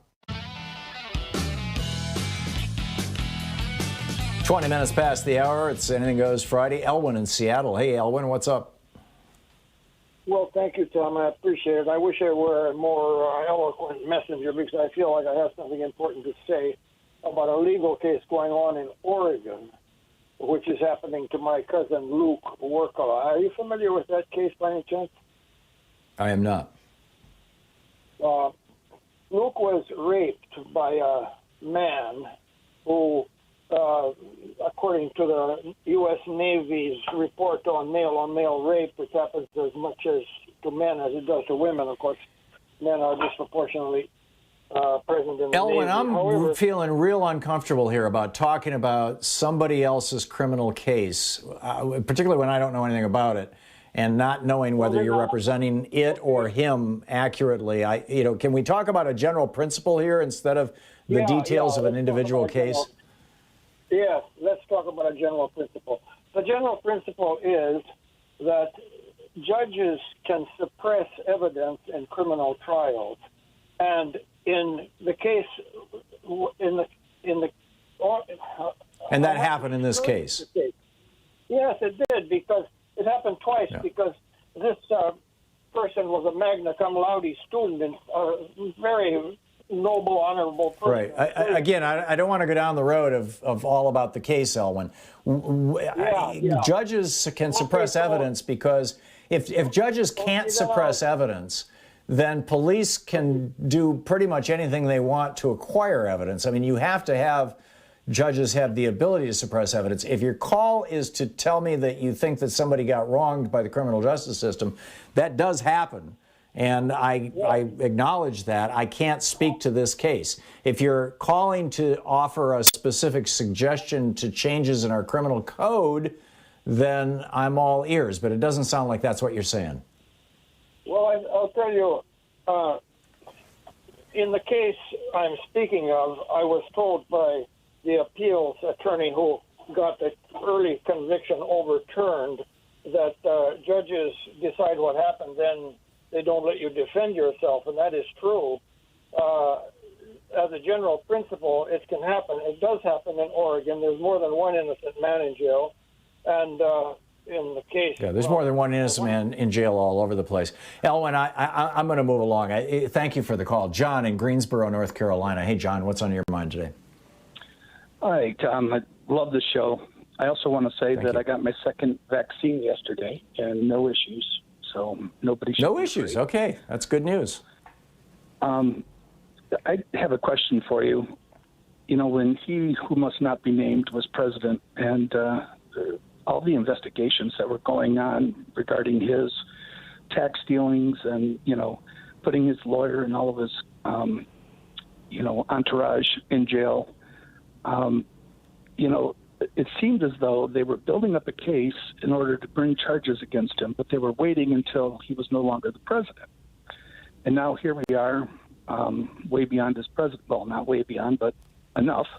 And I'm just wondering, 2 months. What is taking so long? Yeah, why hasn't something been done? Some charges been brought. Well, this is, you know, somebody called earlier and said, when are we going to see the unredacted Mueller report? And I'm like, yeah, I'd love to see it. You know, if the Merrick Garland Justice Department, our new Attorney General, if he is planning on holding Bill Barr or people within the Justice Department accountable for covering up things like Russian interference in our election or Trump complicity with Russian interference in our election, or other countries as well. It appears that Russia was not the only one doing this. If there's going to be accountability, if somebody might go to jail, or at the very least have their reputation, you know, have their crimes or their malfeasance made public, let's say, then I'm guessing that they want to button that up as tightly as they can before they put it before the public. And you know, it took Mueller what almost 2 years to do that investigation. I mean, it was some time anyway. It was in the neighborhood of a year. I think to expect all of this to have changed in 60 days, on top of the fact that in all probability there were massive cover-ups going on. You know, when Bill Barr and his buddies realized that they were going to be out on their keisters, I'm guessing stuff got destroyed like nobody's business all over the place. So I'm willing to wait a little while, but I would like to hear from them what they're up to. On the other hand, you know, when you're building a case against a criminal, and in this case, if the criminal is the former Attorney General, you tend, you know, it is generally wise not to reveal the details of that case. So, sure. You know, we're just going to have to wait and see. But John, I share your concerns. I absolutely share your concerns. Ed in Rossell, Illinois. Hey, Ed, what's up? Yeah, hey, Tom. I too had no reactions to my second shot. Wow, that's great. Yeah. Yeah. So anyway, listen, I'm calling about something. You had what I thought was a brilliant idea a couple of weeks ago. It was about removing the tax on Social Security. In fact, yeah, the tax that Reagan put on. Right, but I mean, I think morally it's a correct thing to do, but I also think that even more importantly, something like that would be great political theater. That would grab the attention of so many people, especially a lot of people who are on Social Security. And I'm just wondering if you've heard anything back from Ro Khanna or anybody. And like I said, I mean, Democrats usually suck at political theater, and I think something like that would grab the attention of so many people to get them aware of, you know, especially before the midterms, that, hey, there's another reason for me to show up and vote. And I'm I'm with you. And the Congressional Progressive Caucus, you know, people like Mark Pocan and Congressman and Ro Khanna are, and Pramila Jayapal, I mean, Talk about taking names and kicking ass. These people know how to do political theater, and I suspect we'll see something. That was a question that was, as I recall, was put to Ro Khanna, or at least a conversation that we had with him last week, or maybe 2 weeks before that. He's typically on every other Friday, so probably next Friday we could ask him about it. I'm encouraged. Oh, he'll be on Monday. Sean just said in my ear. So on Monday, give him a call and ask him, and get yourself in line. And I got to run, but I'm totally with you. You're listening to the Thom Hartmann Program. Call 202-808-9925. And it should be positioned as, let's roll back the Reagan tax increase on Social Security recipients. Right.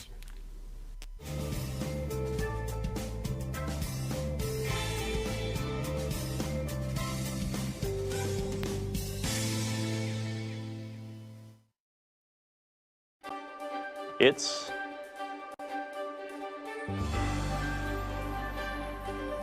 the Thom Hartmann University Book Club. Today we're reading from Legacy of Secrecy, The Long Shadow of the JFK Assassination by Lamar Waldron and me.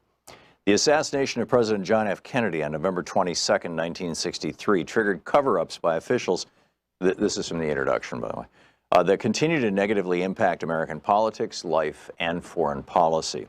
Legacy of Secrecy details those cover-ups and hidden investigations, many for the first time, including the reasons they were carried out under such intense secrecy. Most were spawned by John and Robert Kennedy's top-secret 1963 plan to stage a coup against Fidel Castro, a plan so highly classified that it only started to be exposed in 2005 and is finally revealed in this book. Their own confessions now show the three mafia bosses, Carlos Marcello, Santo Trafficante, and Johnny Roselli, were behind JFK's assassination. They used parts of the secret coup plan to kill JFK in a way that forced Attorney General Robert Kennedy, President Lyndon B. Johnson, FBI Director J. Edgar Hoover, and high CIA official Richard Helms to withhold critical information not only from the public and the press, but also from each other and sometimes their own investigators. It's important to keep in mind that JFK was murdered just a year after the tense nuclear standoff during the Cuban Missile Crisis. The main goals of U.S. officials were to prevent a nuclear confrontation with the Soviets and to protect JFK's ally high up in the Cuban government, Commander Juan Almeida, head of the Cuban Army in 1963, still listed as Cuba's #3 official today. While U.S. leaders have managed to prevent a confrontation with Russia and preserve a critical ally in the Cuban government, this limited the investigation into JFK's murder, allowing the three mafia chiefs and their associates to remain free.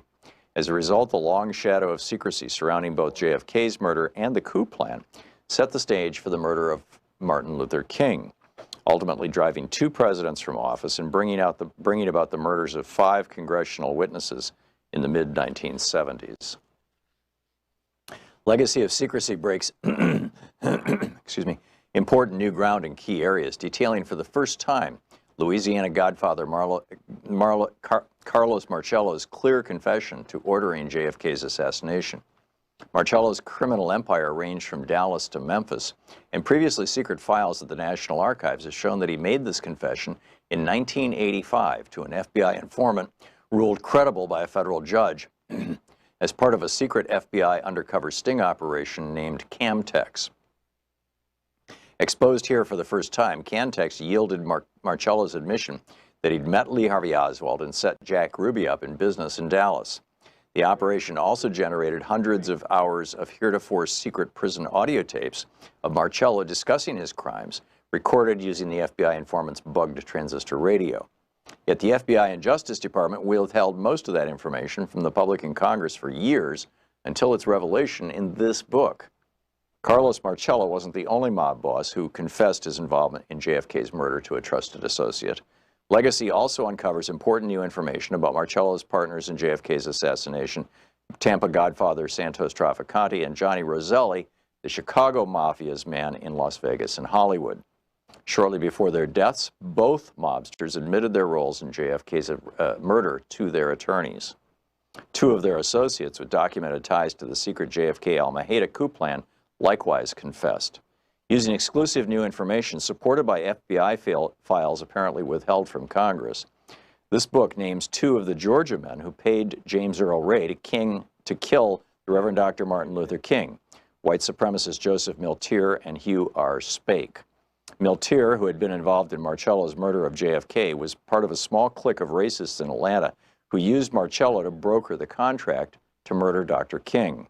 We document James Earl Ray's ties to Marcello's heroin smuggling operation and long overlooked evidence in FBI files linking Ray to Marcello's associate, Johnny Roselli. Finally, this book explains why Ray, while fleeing to Canada the day after killing Dr. King in Memphis, made a 400-plus mile detour south to Atlanta, where he contacted Spake to get help from Miltier. In 1979, the last congressional committee to investigate the murders of JFK and Dr. King, the House Select Committee on Assassinations, concluded, quote, that Trafficante, like Marcello, had the motive, means, and opportunity to assassinate President Kennedy, end of quote from the congressional report. The HSCA had been created in the wake of Roselli's sensational murder, but the HSCA was unable to establish direct evidence of Marcello's complicity. And the same was true for Trafficante and Roselli, because the CIA, FBI, and other federal agencies withheld so many relevant files. The HSCA, headed by civil rights figure Louis Stokes, also concluded there was a likelihood of conspiracy in the assassination of Dr. King and that financial gain was James Earl Ray's primary motivation. But they were unable to determine who had paid Ray or how the conspiracy had worked because the FBI and other agencies had hid critical files. With the help of more than 24 associates of John and Robert Kennedy, backed up by thousands of recently released documents at the National Archives, many of which are quoted here for the first time, Legacy tells the full story denied to Congress and the American people, legacy of secrecy.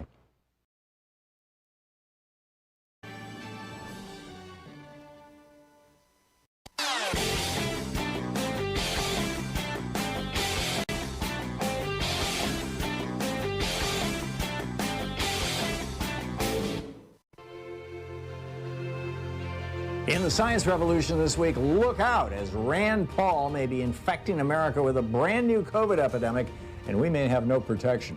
Investigative journalist Greg Palast is here on the Exxon Valdez disaster 33 years ago. He's saying, don't buy Exxon's fable of a drunken captain. We just passed World Water Day, and Rihanna Eckel from Food and Water Watch drops by about the growing threat of water privatization. Tune into the science revolution wherever fine podcasts are available.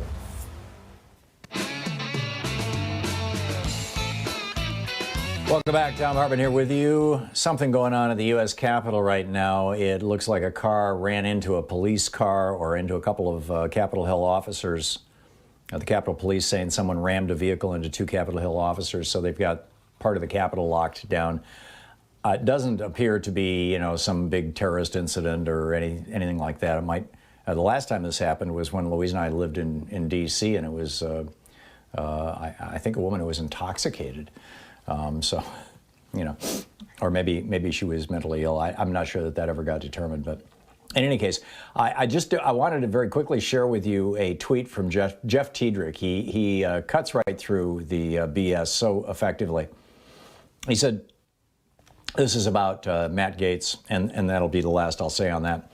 He said, no one could have predicted that the party of Nazis and racists and compromised Russian assets and pedophile wrestling coaches and blackout drunk rapist judges and concentration camp fanboys and bone saw murder apologists and melting lawyers, I'm guessing that's Rudy Giuliani with the mascara coming down the side of his face, would also be the party of sex trafficking Florida morons. Who could have thought? I mean, who would have predicted? It's unimaginable. Right. Anyhow, picking up your phone calls, Carolyn in Alton, Illinois, or Alton, Illinois. Hey, Carolyn, what's up? Hey, Tom. It's Alton. I wanted to talk about the Georgia law that they just passed.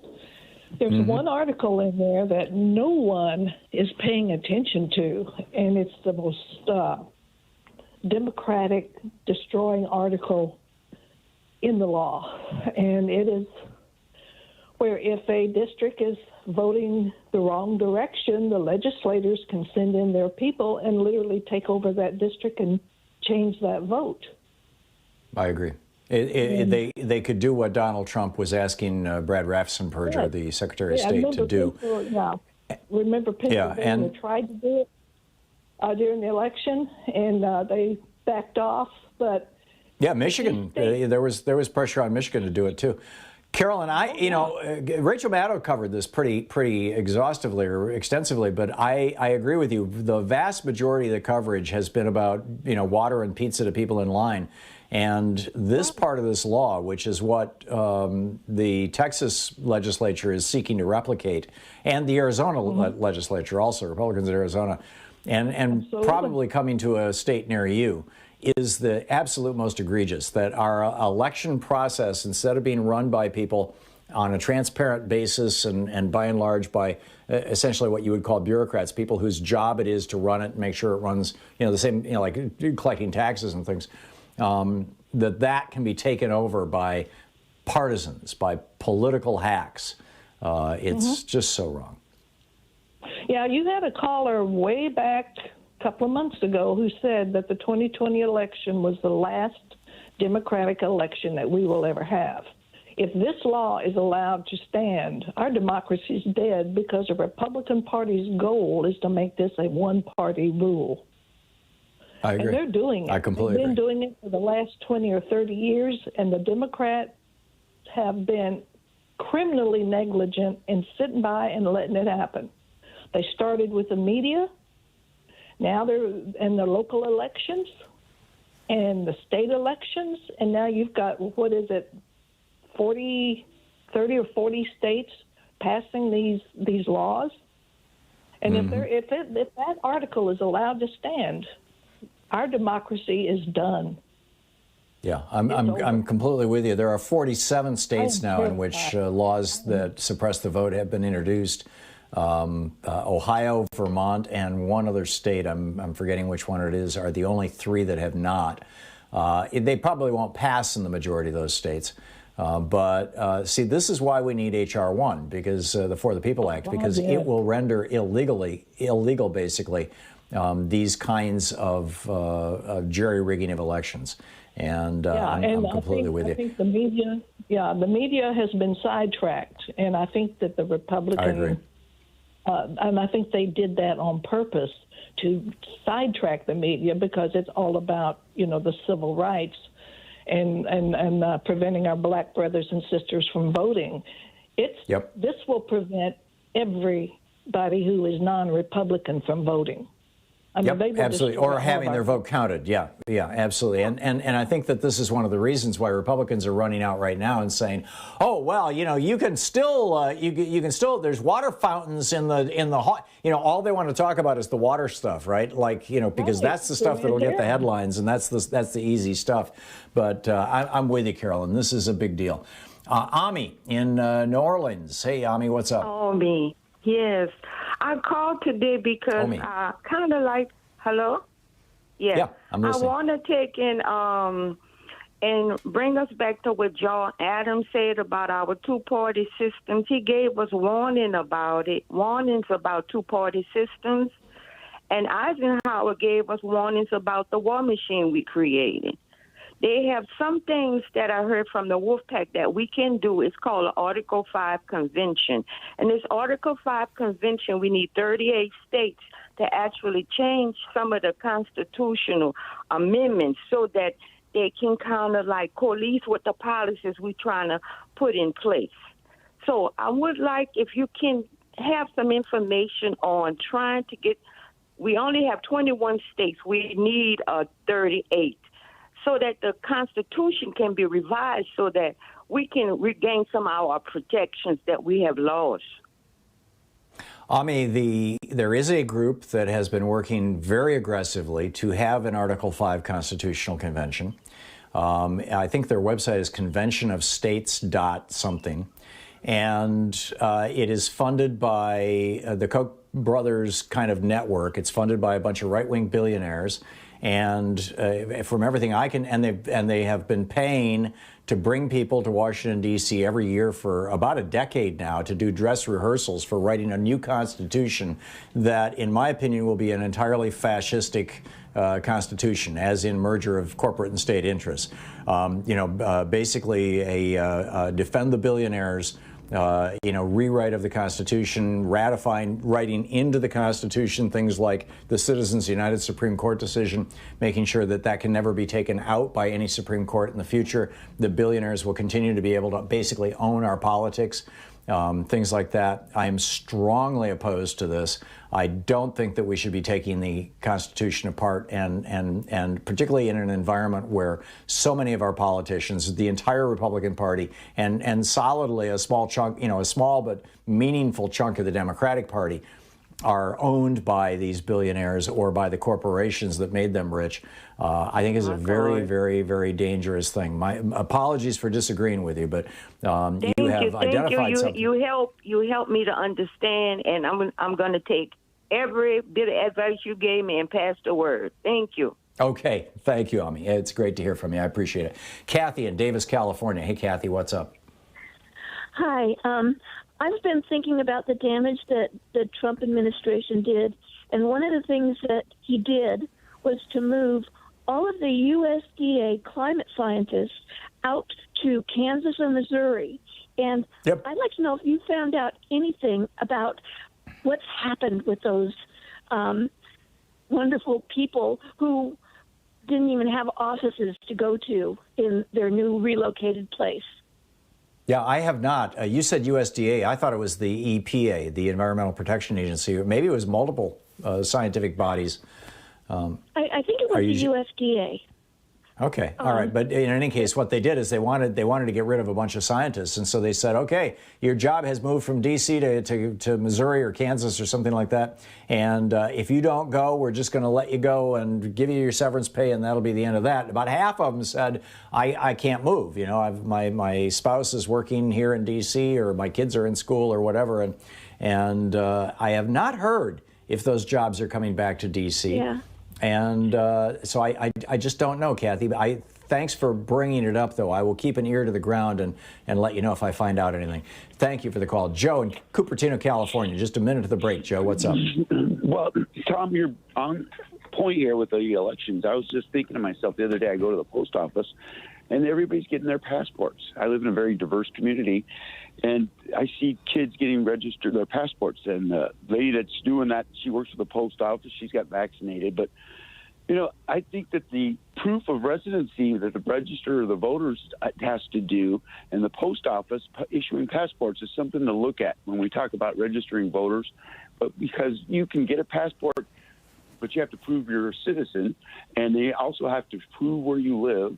And so if you shifted that from the post office and maybe made that part of registration to vote as opposed to like that is part of H.R. 1, Joe. Now, I haven't read the entire bill, but my understanding is that one piece of that legislation is that any government agency that is involved in any process, whether it's issuing food stamps or whether it's, issuing passports, that any federal government agency that has access to your citizenship records and can therefore verify whether or not you're a U.S. citizen will have the ability to also enroll you to vote in your state elections. I may be wrong. There may be some nuance to that I'm missing, but I'm pretty sure that's in there, Joe. Thanks. You're listening to Thom Hartmann. Visit thomhartmann.com for audio and video archives. It's Anything Goes Good Friday. Back with more of your calls right after this. It's 45 minutes past the hour. Oh, we're going to check in with Debbie Hines, too, in about 5 minutes. Find out what happened to the Chauvin trial today.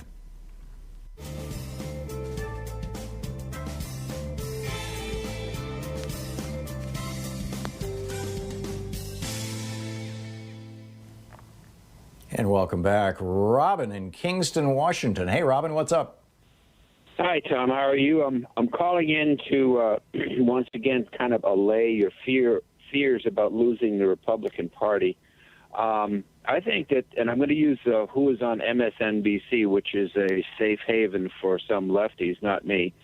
Kind of a boiling frog process, which you know is a person gets slowly acclimated to something that's going to eventually kill them. And I'm going to do this because I've just written down some of the right-wing voices that are routinely used on MSNBC, and I have a couple of progressives too. But I just want to say this, Joe Scarborough is a kind of a daily psyop, and he speaks with forked tongue. Susan Del Percio, a Republican strategist and part of the Trojan Horse Project. Steve Smith, an ex-Republican now, allegedly part of the Trojan Horse Project. Nicole Wallace, who laughed her way through the Trump era. Okay, David Jolly, a Republican from Florida, soon to be running again. Michael Steele, the Republican Party chair. Willie Geist, sort of a money guy, and he can't even say the word Congresswoman. Brian Williams, who thinks missile launches are beautiful. Elise Jordan, again, the Trojan Horse Project. William Crystal, a huge Republican, and you might not know this, but he was a signatory to the PNA Project for the New American. Right. He's also the guy who brought us Sarah Palin. Yeah, exactly correct. Kirk Bardella, okay, Trojan Horse Project. George Will, no need to explain him, okay, except for Nicole Wallace seems to have an experience whenever he is in her presence. Mike Barnacle, Boston Herald reporter, who was fired, a Republican rag in Boston who was fired because he was a plagiarist. Rick Wilson, Bloomberg campaign manager and a Trojan Horse Project guy. Big problem, Cynthia Alskine, who was a supporter. Yeah, Robin, of William Barr. I got to stop you. I mean, you're just running through a list of people that you have a problem with. I get it. You know, do you want MSNBC to be only having Democrats on? Is that your point? No, I don't. I would like to have them equal. But to finish up, I got another 4 or 5, and there were 3 or 4 progressives on it. Okay, Chris Hayes, Mehdi Hassan, Katie Tur, Ali Velshi. Okay, and kryptonite to MSNB is Adnan Gerhardis. Okay, man, they get him on for 2 minutes and get him off as fast as they can. But one of the reasons that the Republican Party is, I think, at this moment going to beat us badly in 2002 is because somehow when they lose, they get the ability, they figure out a way to get almost all of our media to take this tact about, oh, let's worry about the Republican Party. What are they going to do? Who are they going to become? And they're going to just be the exact group that they always have been. And they're going to steal votes, and if they get elected, they will run a government that's... You know, I can't disagree with you, Robin. It's the old Lee Atwater work the refs strategy, and they fine-tuned this thing during the Reagan years, and they've got it down now. One of our guests last week was pointing out that, when Bush was president, the Sunday shows always had Republicans, a majority of Republicans on, and when they were asked about that, when the big networks were asked about that, they said, well, people want to hear from people in power. And then when Obama was president, they still had a majority of Republicans on all the Sunday shows. And when they were asked about it, they said, well, you want to hear from the voices who are in opposition to those who are in power. And then when Trump was on, it was still a majority Republican. It's still a majority of Republicans. I'm with you. The media has a clear conservative bias. And they've been played.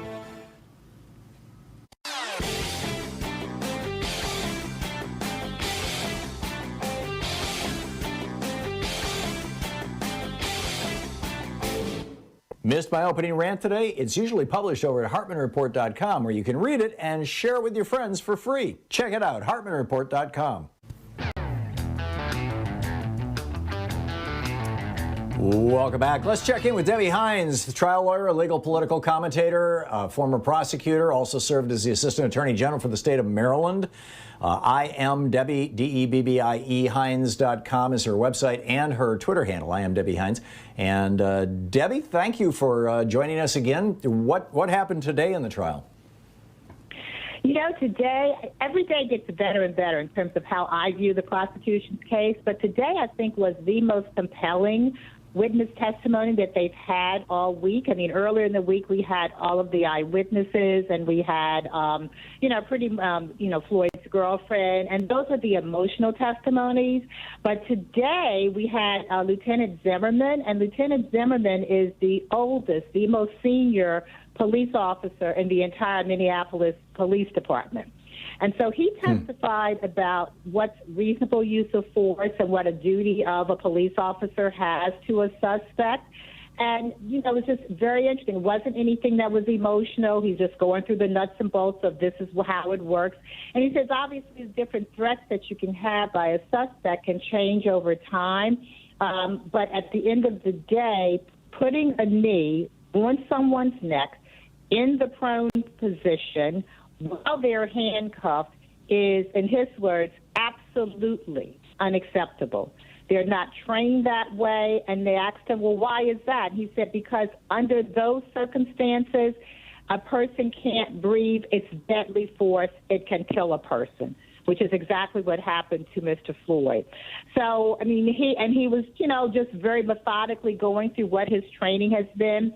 But it's not a matter of what he knows to be unreasonable force, because what he said is that each and every officer, including someone like him who's almost been a police officer for 4 decades now, every single year, every Minneapolis police officer has that training, because it is so important within the culture of the police department what they should and should not do.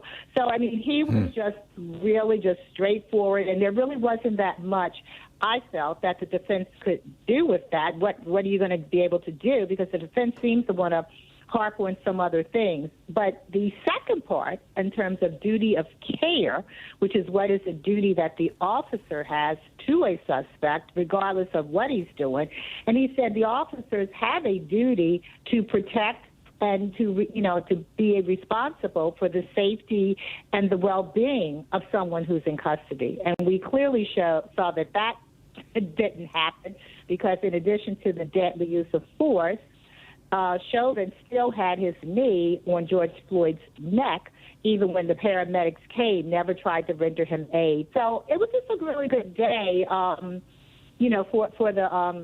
the prosecution.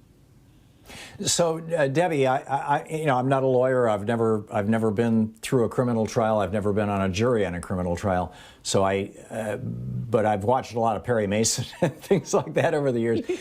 Is this how this works? That first the prosecution presents their case, and they call their witnesses who can be cross-examined by the defense, and then the defense will present their case. They will call their witnesses who can be cross-examined by the prosecution, and then you have closing arguments. Am I correct about that as a general template?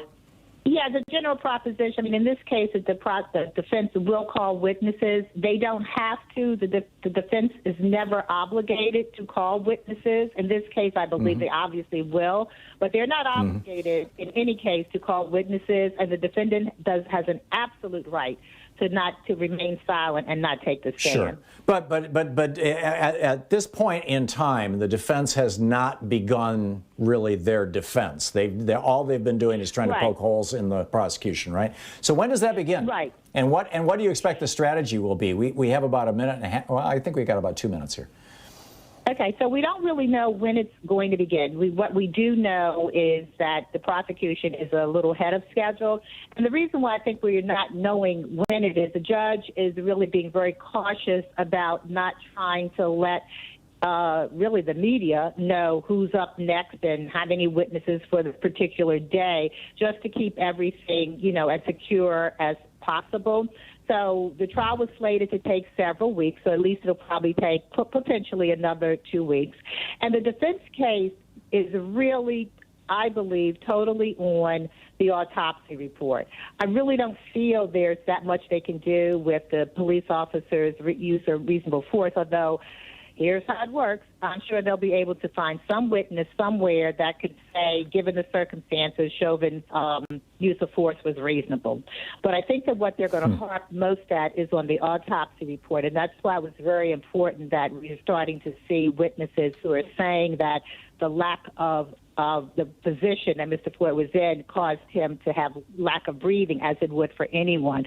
Because there are people, and I'll just call them naysayers, there are people, and they could be on the jury, who seem to be a little confused about how the body works and think that just because Mr. Floyd could say, I can't breathe 30 times, they seem to think that means he had no problem breathing. And that's not really how it works. But that goes to what I think the defense is going to try to get that point across. Just to remember, they only need to get one juror to believe them, to believe their side, and to cause a mistrial, because all 12 of the jurors have to reach a unanimous verdict. So the defense's strategy really is to try to get one person to go along with what we say, that one person. They already have doubts about everything and wonder why didn't Floyd obey, why he didn't do this.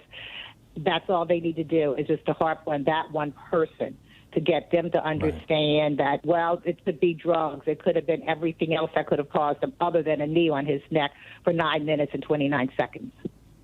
And the autopsy didn't say that he died from a knee on his neck. It said that he died from his heart failing, correct? Not exactly. The autopsy report says that Mr. Floyd had other factors that would involve, his heart, that was compounded by the knee on his neck. But under the law, he doesn't have to be all or nothing. It has to be a significant contributing factor, which it was. Fascinating. Debbie Hines. Debbie, I so appreciate you dropping by and sharing your expertise with us. Debbie Hines, the website, IamDebbieHines.com, also her Twitter handle. Thank you, Debbie. It's just Tom. great. Great speaking with you. Thank you. We'll be back with more of Anything Goes Friday right after this. You're listening to Thom Hartmann.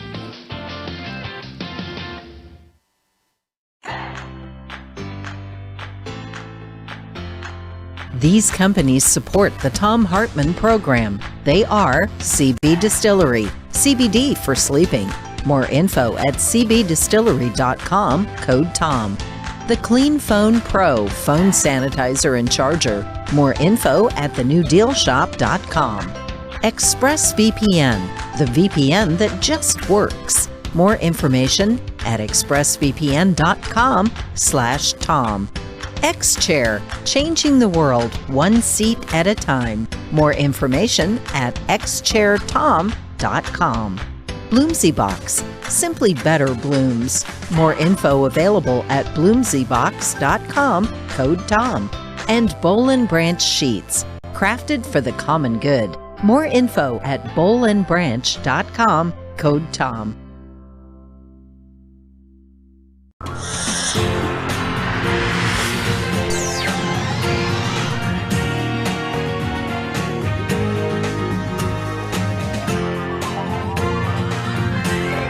We say fight back!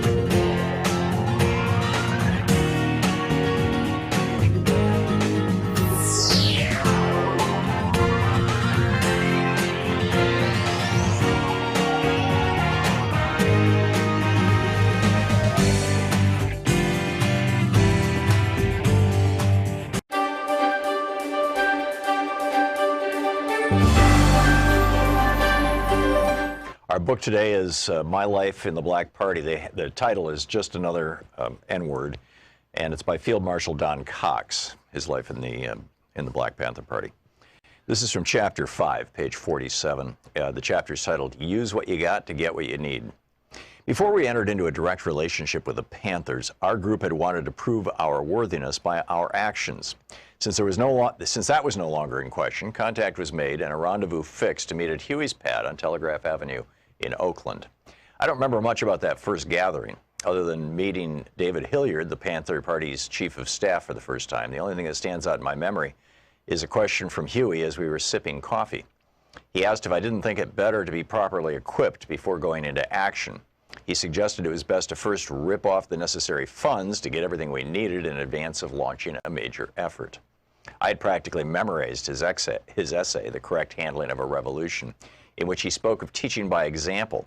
And so I blurted out the first thing that came to mind, which was, use what you got to get what you need. After a long, hot summer of 1967, with the rebellions in Newark, Detroit, and elsewhere, we felt that our preparations had, at least, put us on the same level as the rest of the country, and that the revolution would not pass us by. Our San Francisco group started attending and participating in any and all functions relevant to black people.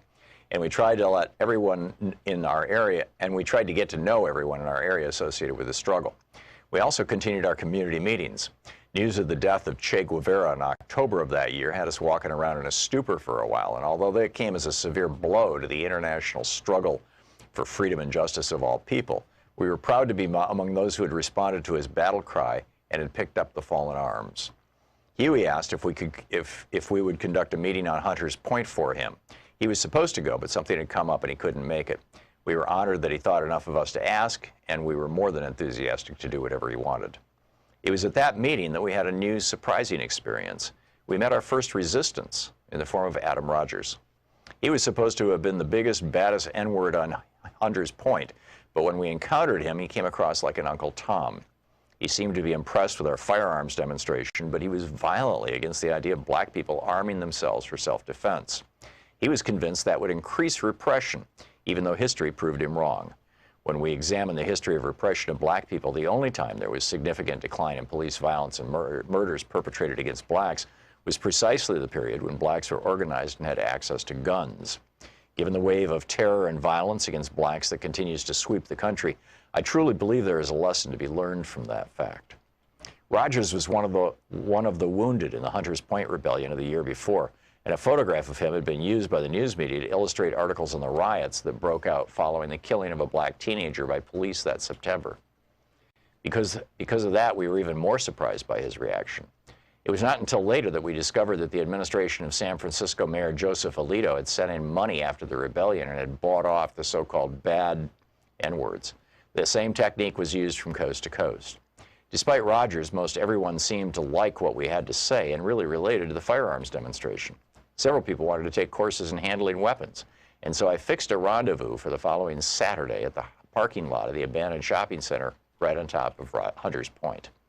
The next day I arrived at the point at 7 in the morning in order to get set up before people began to gather. There wasn't going to be any target practice, but I would be firing a few shots in the air by way of demonstration. I knew that would pose no problem as far as the police were concerned. Due to their racism, whenever they heard shots on the point, they generally looked the other way. Once, during a dispute between two gangs, shooting broke out, and instead of police coming in to break it up, they sealed off the area and let them shoot it out. The gun battle lasted 24 hours, and the police didn't return until the next day. At around 8 o'clock, I saw David Hilliard's car driving up, which I found surprising because we had only seen each other a couple of times before. As the car approached, I recognized Emory Douglas and George Murray. Everyone had strange looks on their faces that made it clear that something was wrong. Damn, Huey had been shot and captured. He had shown up at David's wounded and bleeding heavily. There was real concern for his life, so David drove him to the hospital and left him on the steps, then drove straight to San Francisco to find me. He said Huey had asked him to ask me to help out in the aftermath, specifically dealing with the passenger who had been in Huey's car at the time of the shootout, with Officer John Frey of the Oakland Police, who'd been killed. There was also the problem of the guns Huey had stockpiled. I'll never understand why David didn't just bring the guns with him, but he hadn't, and I was obliged to go back into the area, get everything, and get back out safely.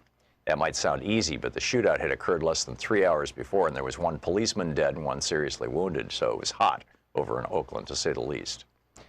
There was no time to go by the house and unload the guns I had on hand for the training, so I followed David back to Oakland with a trunk full of weapons. David took me into the backyard of a house that had a lot of weeds and a stack of old lumber in which he had stashed the gun. In his state of excitement, he couldn't remember exactly where the pistol was, and while we were looking, an elderly black woman came out of the house next door and asked what we were doing. David kept searching and didn't look up. She then said, "If you don't come out of there, I'm going to call the police." I began to panic and told David to say something to the woman. When he rose up, she recognized him and calmed down. This was David's house, and she was his neighbor. On the one hand, I was relieved, but on the other, if the police were looking for the passenger who'd been with Huey, it was certain they wouldn't miss David's house, as both were known Panthers. Finally, he found the gun, and it continues from there.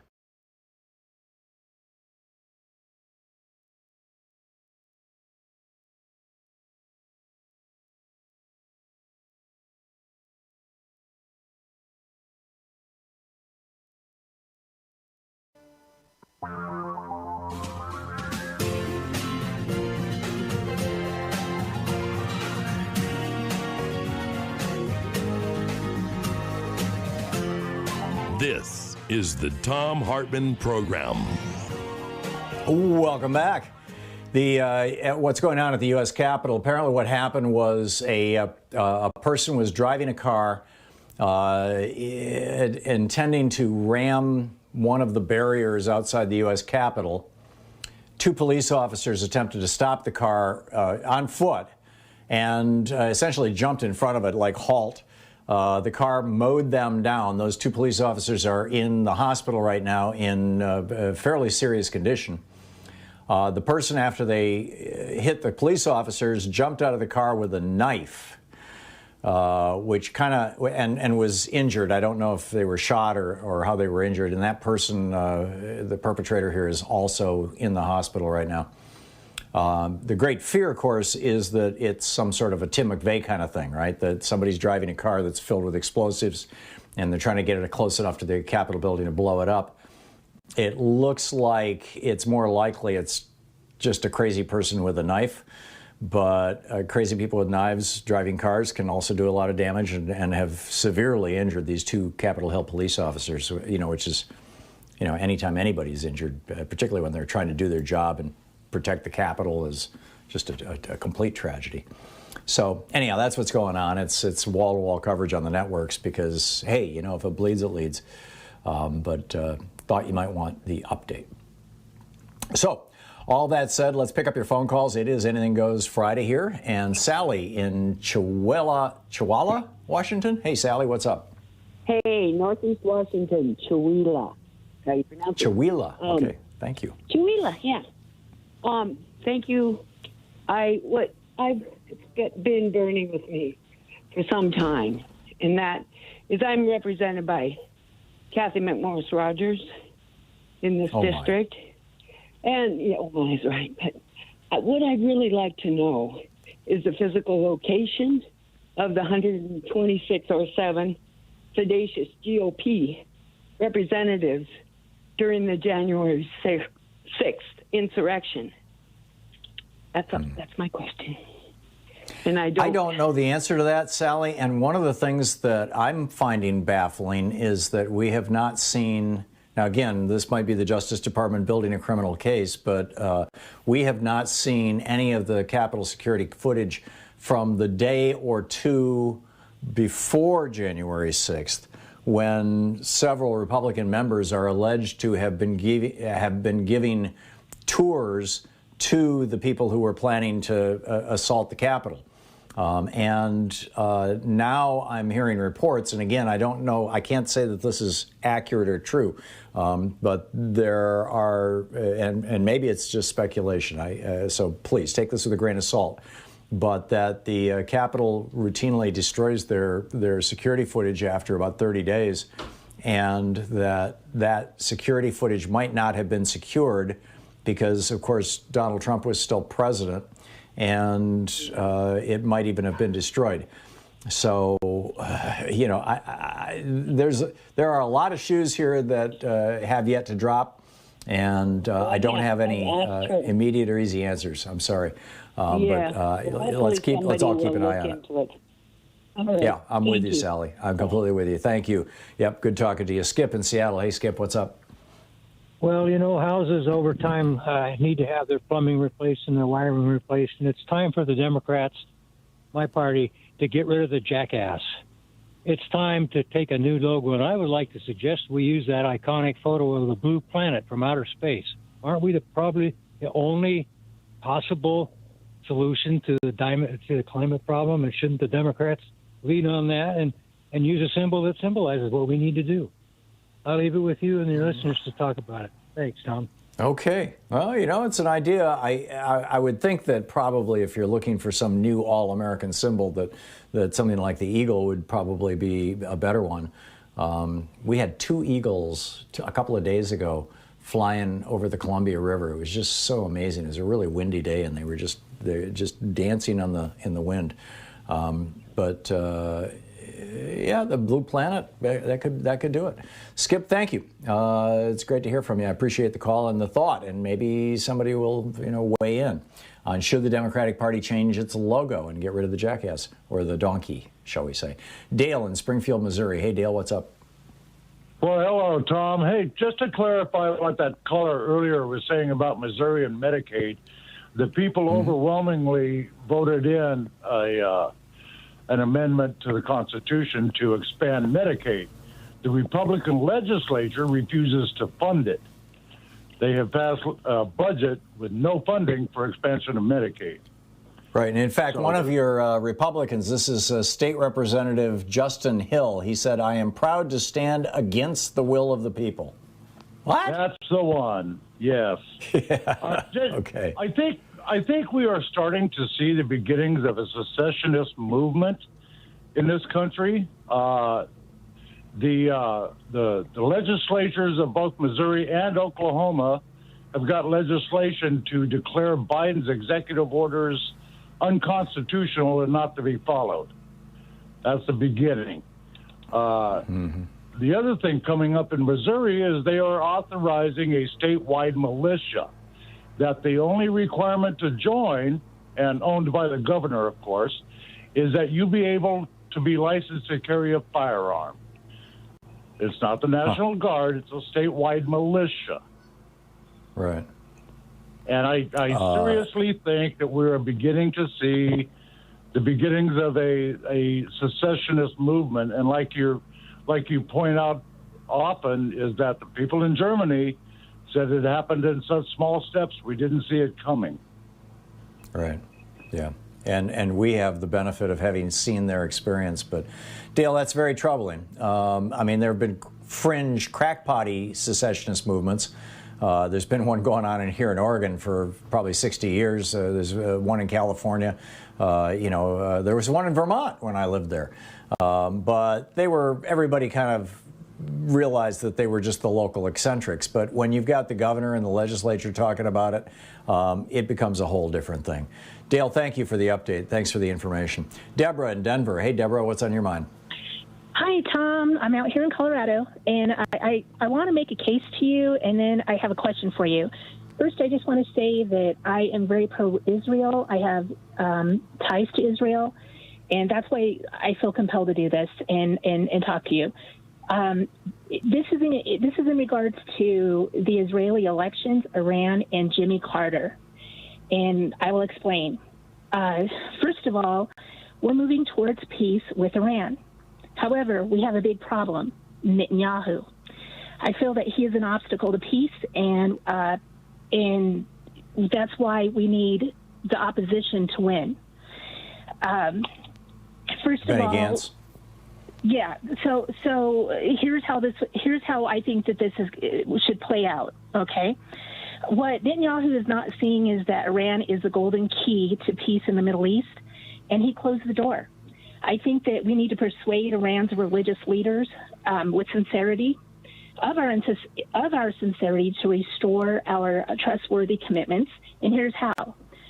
I think Jimmy Carter, I think he's the man. He would be an ideal broker because he's honorable. He's a Nobel Peace Prize recipient, and they have a history together. And I think that it's time for Israel and Iran to restore the balance that they once had through diplomacy via Jimmy Carter. And I think that Netanyahu has corrected himself, and Israel is a holy nation.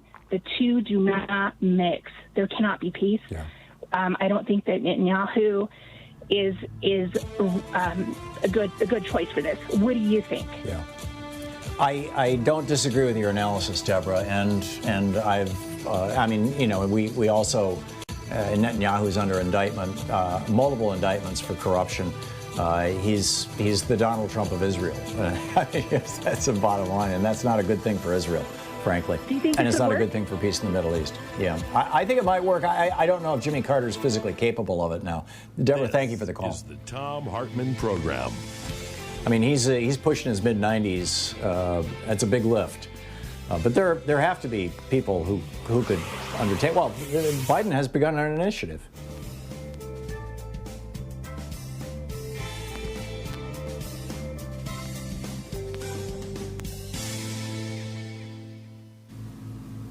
And welcome back.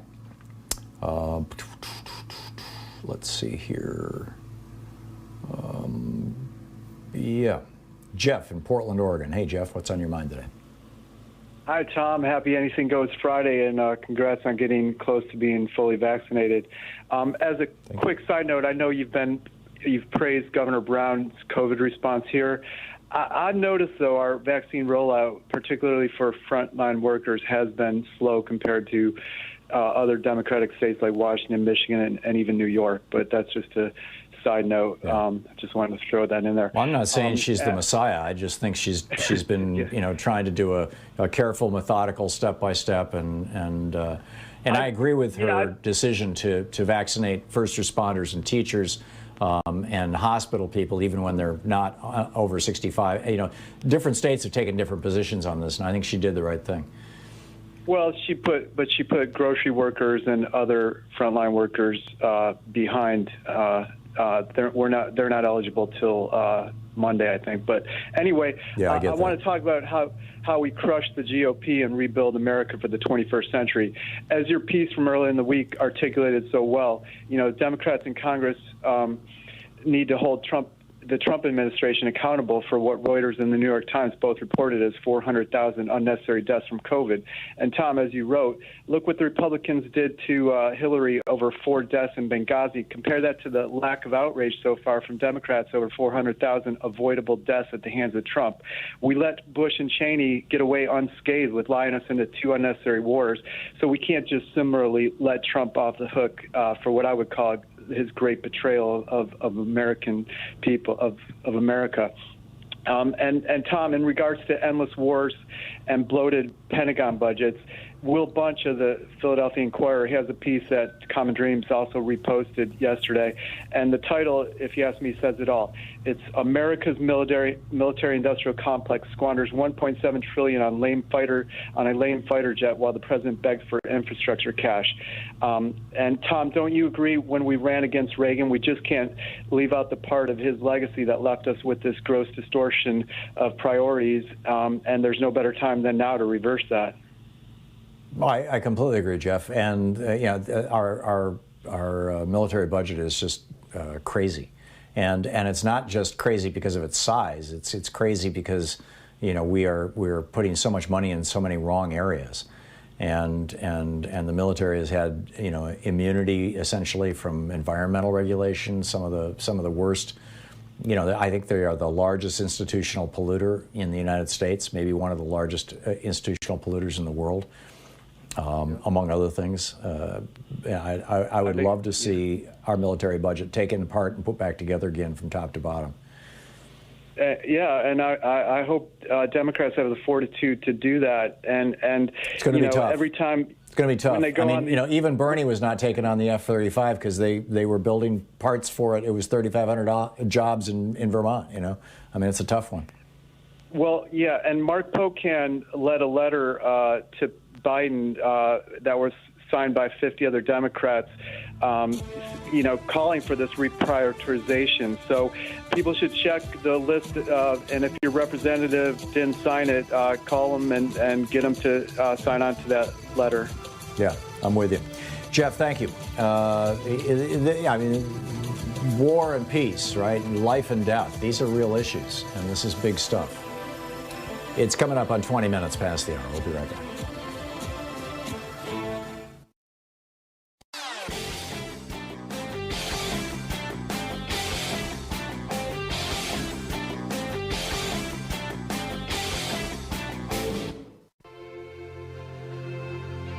In the science revolution this week, look out as Rand Paul may be infecting America with a brand new COVID epidemic, and we may have no protection.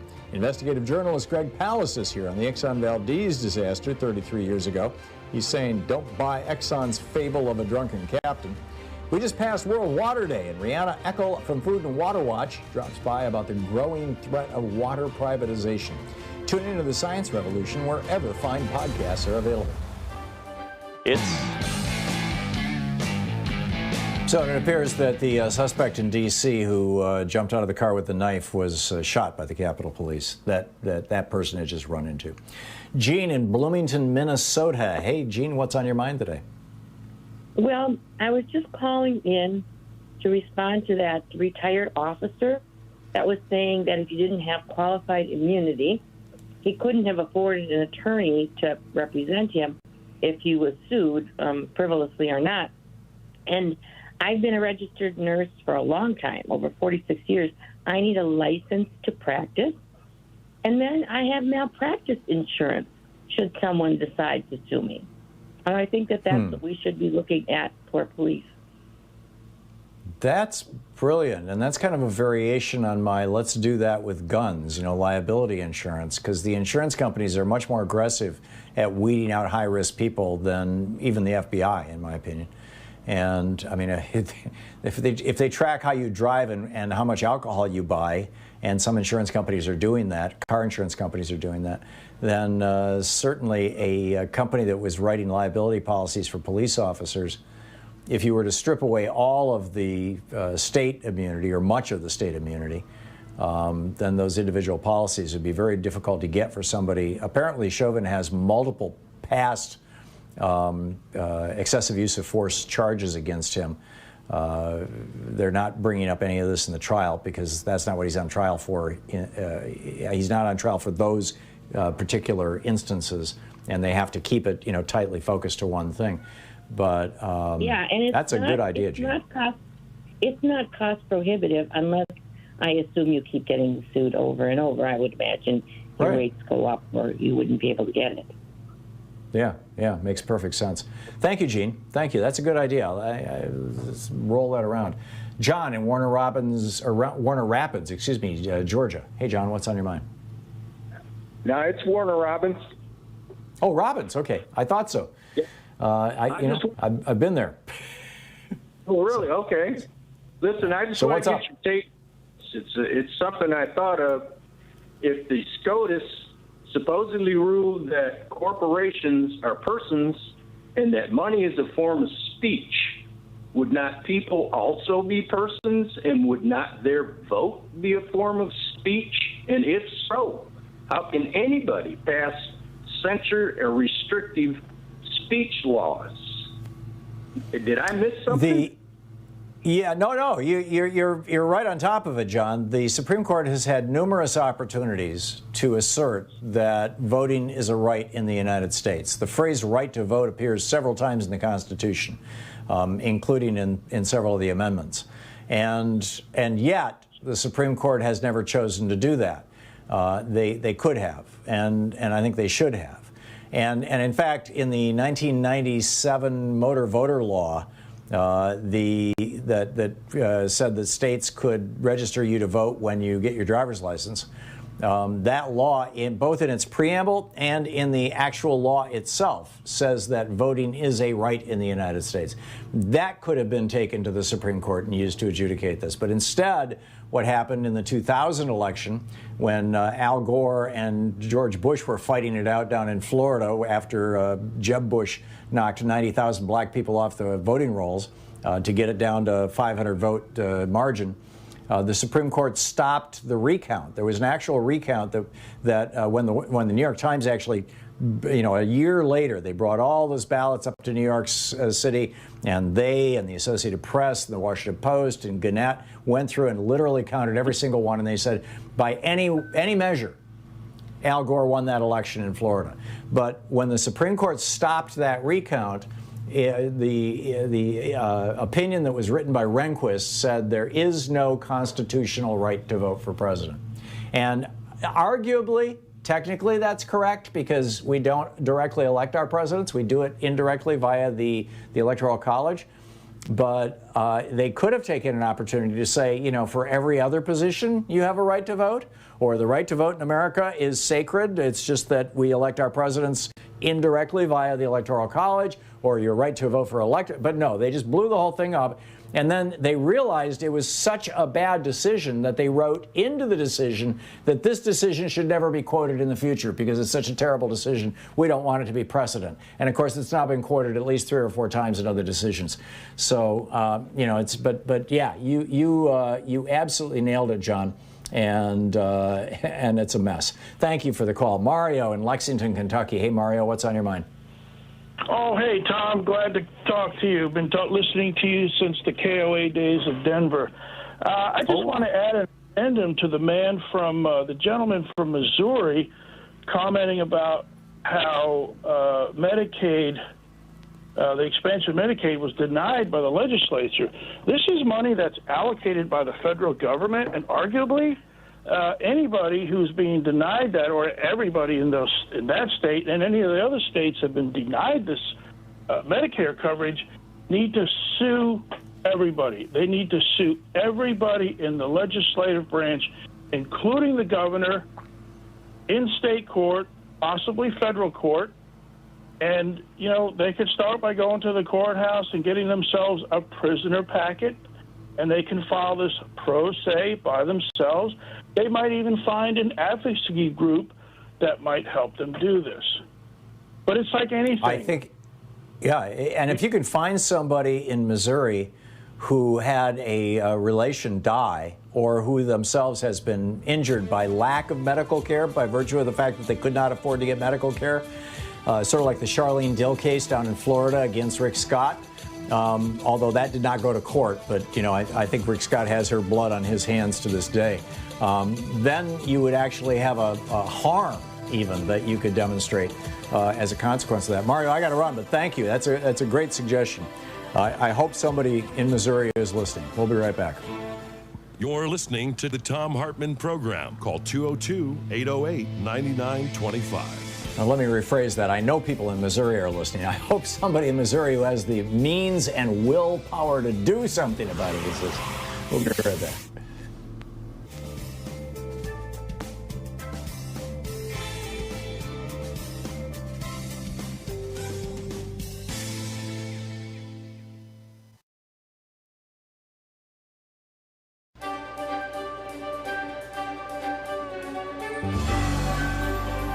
Our book today in the Thom Hartmann Book Club is Homewreckers by Aaron Glantz, a Pulitzer Prize finalist. The subtitle is How a Gang of Wall Street Kingpins, Hedge Fund Magnates, Crooked Banks, and Venture Capitalists suckered millions out of their homes and demolished the American dream. It's quite a subtitle. This is from chapter 21, titled Triumph of the Homewreckers. Donald Trump took the oath of office on a chilly Friday morning, delivering an inaugural address that promised an end to the corruption and impotence that had widened America's historic wealth gap. He understood that his victory had been propelled by harnessing the public's rage and envy at having been left behind in the economic recovery, and that he promised that he would not forget it. Evoking FDR's famous Forgotten Man speech from 1932 that promised to prioritize the needs of, quote, the man at the bottom of the economic pyramid, Trump declared, quote, the forgotten men and women of our country will be forgotten no longer. Politicians had prospered, he said, but jobs had evaporated, factories closed. Quote, the establishment protected itself, but not the citizens of our country. Their victories have not been your victories. Their triumphs have not been your triumphs. And while they celebrated in our nation's capital, there was little chance to celebrate for struggling families all across our land. This all changes, starting right here and right now, Trump proclaimed. Because this moment is your moment. It belongs to you. This is your day. This is your celebration. End of quote. The moment, however, belonged not to the great mass of struggling Americans, but to the new president's most ardent supporters, flamboyant businessmen who profited off the pain of the housing bust and were now poised to steer the ship of state for at least the next 4 years. As Trump reached out his hand and swore to preserve, protect, and defend the Constitution of the United States of America, his close friend and inaugural committee chair, Tom Barack, stood behind him, smiling in a blue scarf and black overcoat. Afterward, Barack and Trump embraced at the U.S. Capitol's inaugural platform. The homewreckers had arrived. Barack didn't take an official position in the Trump administration, reportedly turning down an offer to be White House Chief of Staff, Treasury Secretary, or Ambassador to Mexico.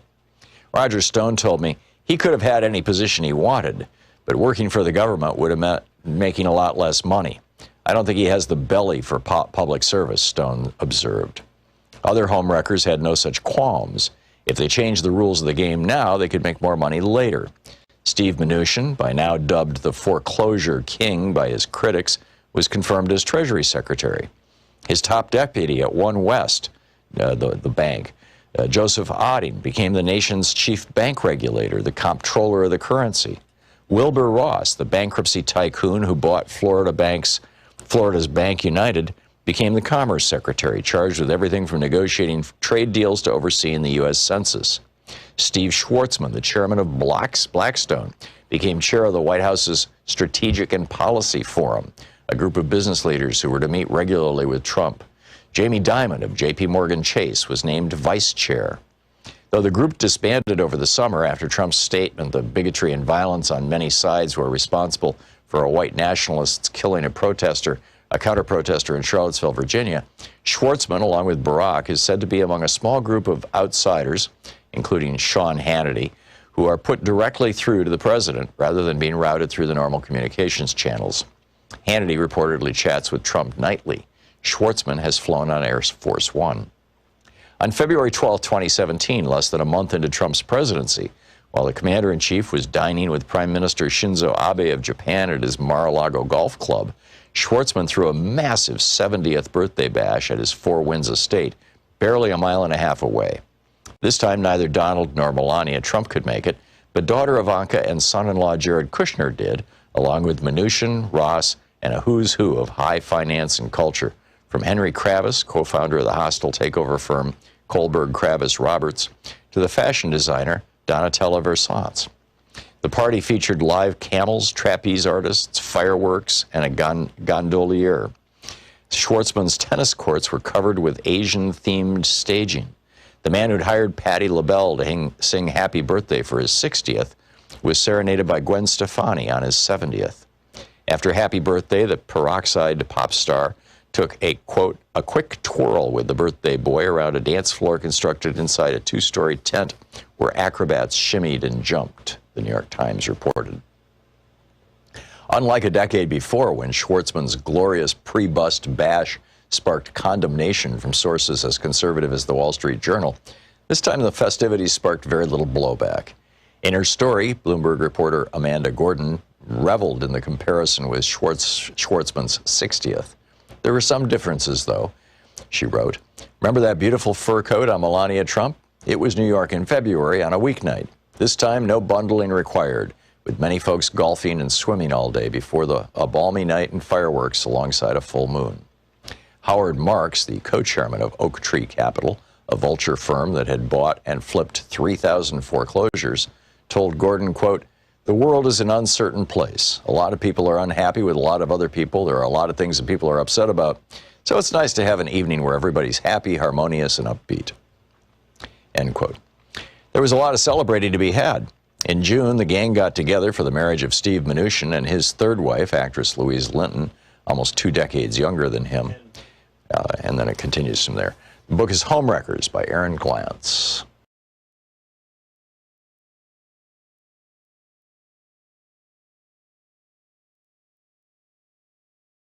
So David Perry over at Medium.com put together a list of 38 reasons to investigate the Trump administration. Everything from the Russian influence over the 2016 election to the Trump family's collusion with Russia to Ivanka Trump's trademarks to federal spending at Trump properties to the civilians killed by Trump's drone strikes to the Trump administration's role in turning the United States into the global epicenter for the COVID-19 pandemic. Yes, we are. Yes, it's grim. Their decision to sideline the CDC, politicizing mask wearing just to try to get himself reelected, the number of people who died because the White House kept PPE from blue states, from Democratic-led states, the contents of the Trump documents that Trump refused to release to the House Judiciary Committee and other committees, all the people who wouldn't speak, at all, ignoring subpoenas, violations of the Hatch Act, the deportation of COVID-positive immigrant families, illegal altering of records. Anyhow, there's a whole list. It's over at thomhartmann.com. Check it out.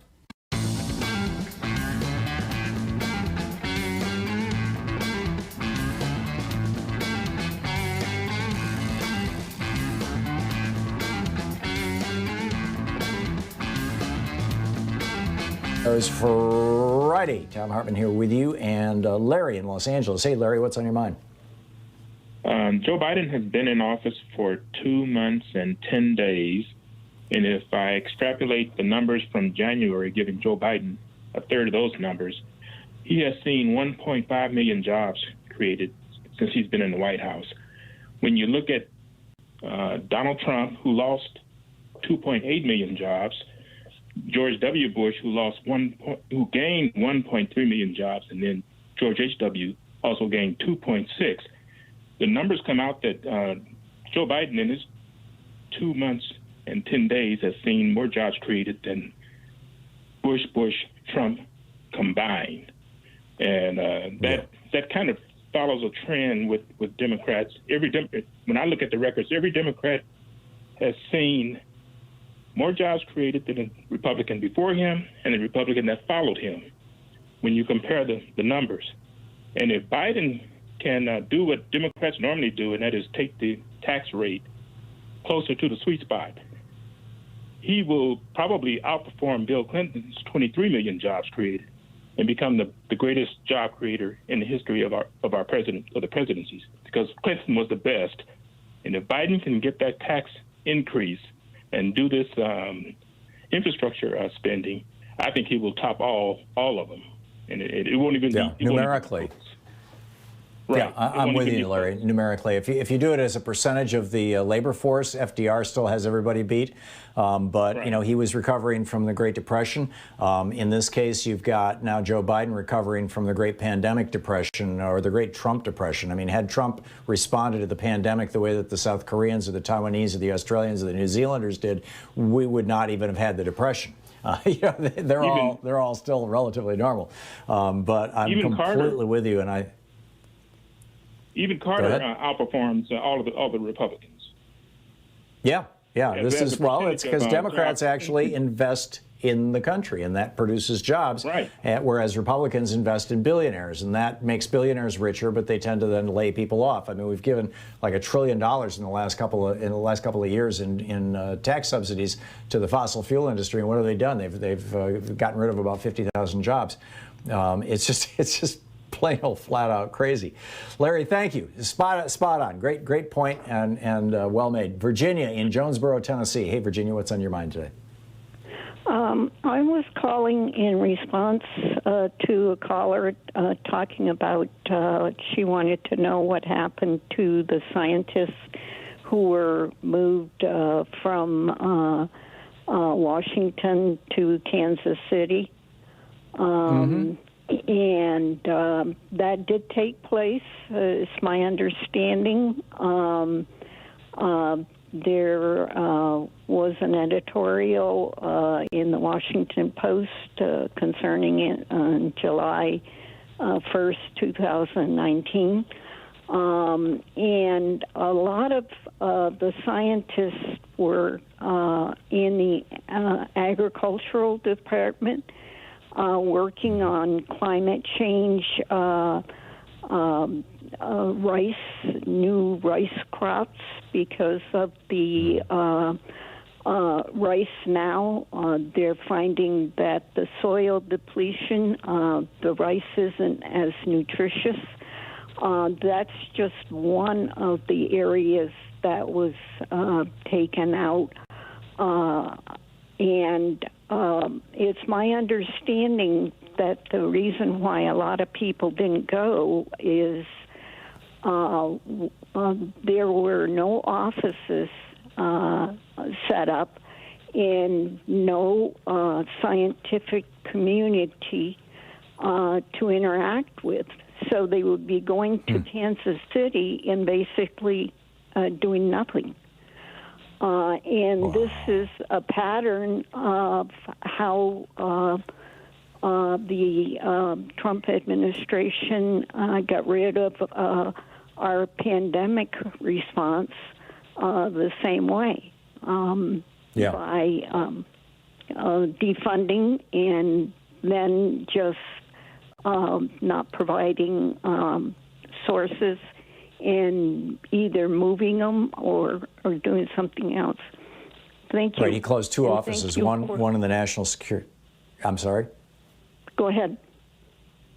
He closed two offices, one in the National Security branch of the executive branch, and the other in the DHS that were had to do with pandemic response. Trump closed both of those. There was a report yesterday about Ivanka Trump. The one thing that she got, quote, credit for doing was getting her father or Congress or somebody to allocate several $100 million for an initiative to help women around the world. And now they can't figure out where the money went, and they can't figure out what happened, and it's just like this black hole. And it looks like the records have been destroyed, and everybody's like, what? And so apparently, I think it was Rick Wilson wrote the book, Everything Trump Touches Dies. Yes. I may have the wrong author, but yeah, apparently it's true. Virginia, did you want to add something to that before I move along? No, I had followed that, and I had called and talked to Secretary of Agriculture Perdue to no avail.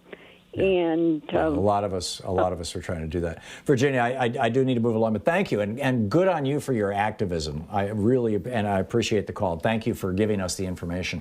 The question now is, are they going to come back? You know, I'm guessing, but I don't know. Joseph and Gilbert. Oh, and by the way, the suspect, the person who jumped out of the car with the knife and who plowed down these two police officers, has died of his or her injuries. Has been killed. Joseph in Gilbert, Arizona. Hey, Joseph, what's up? Yeah, on the night that I believe that Derek Chauvin intentionally tried to kill George Floyd personally, I was watching the news on all different stations, and ironically, the one that I felt was most damning against Derek Chauvin was Sean Hannity's show. They had him, Dan Bongino, and I think it was Bratton, Chief Bratton, and they kept looping the video of him choking out Floyd, and they were outraged, as much as I was watching it, that all his weight, Chauvin's weight, was on Floyd's neck, and his right leg was moving around easily. They were outraged that poor Mr. So Floyd what's your point, Joseph, that we should be praising Fox News for their coverage? Well, I think that sometimes I think the outrage was universal, and I think those of us. Well, we watched a murder. I mean, we all watched a murder, and I don't think you can deny that. And in fact, it's astonishing that we're going to have a 2-week trial for a murder that was videotaped. I mean, isn't that the point when you've got it on videotape? Isn't that the point at which the suspect says, let's talk about plea deals or something? Or that the trial just takes, like 6 hours? Norm in Tampa, maybe it shouldn't. I get everybody should have a good defense. Norm in Tampa, Florida. Hey, Norm, what's on your mind? Hey, how you doing, Tom? Listen, I wanted to talk about the war on drugs and how it's been a massive failure. And that, in other words, what we're dealing with now is an agency that is targeting, instead of those who are making these illegal substances, doctors. They're targeting doctors and pharmacists and physicians and the patients who need these type of medications.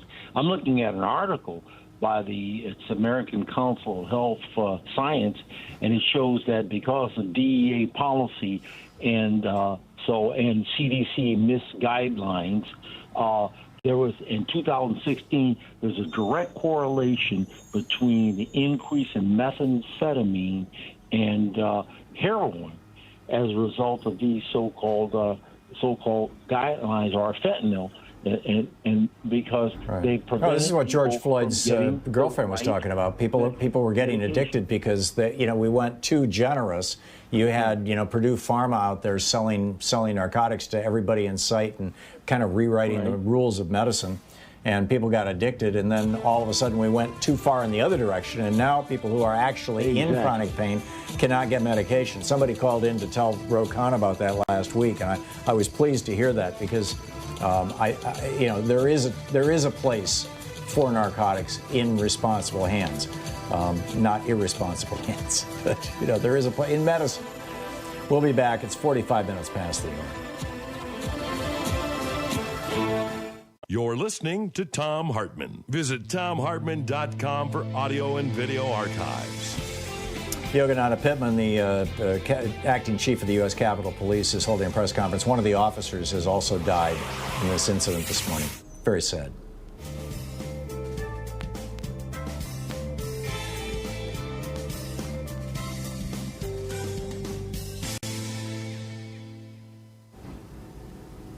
And welcome back, Wesley in Seattle. Hey, Wesley, what's up? I was calling on the subject of slander. In the case of the Minneapolis Police Department, decided to release personal medical information about George Floyd. to slander him in the court of public opinion in defense of their officer. Yeah, that's not unusual, sadly.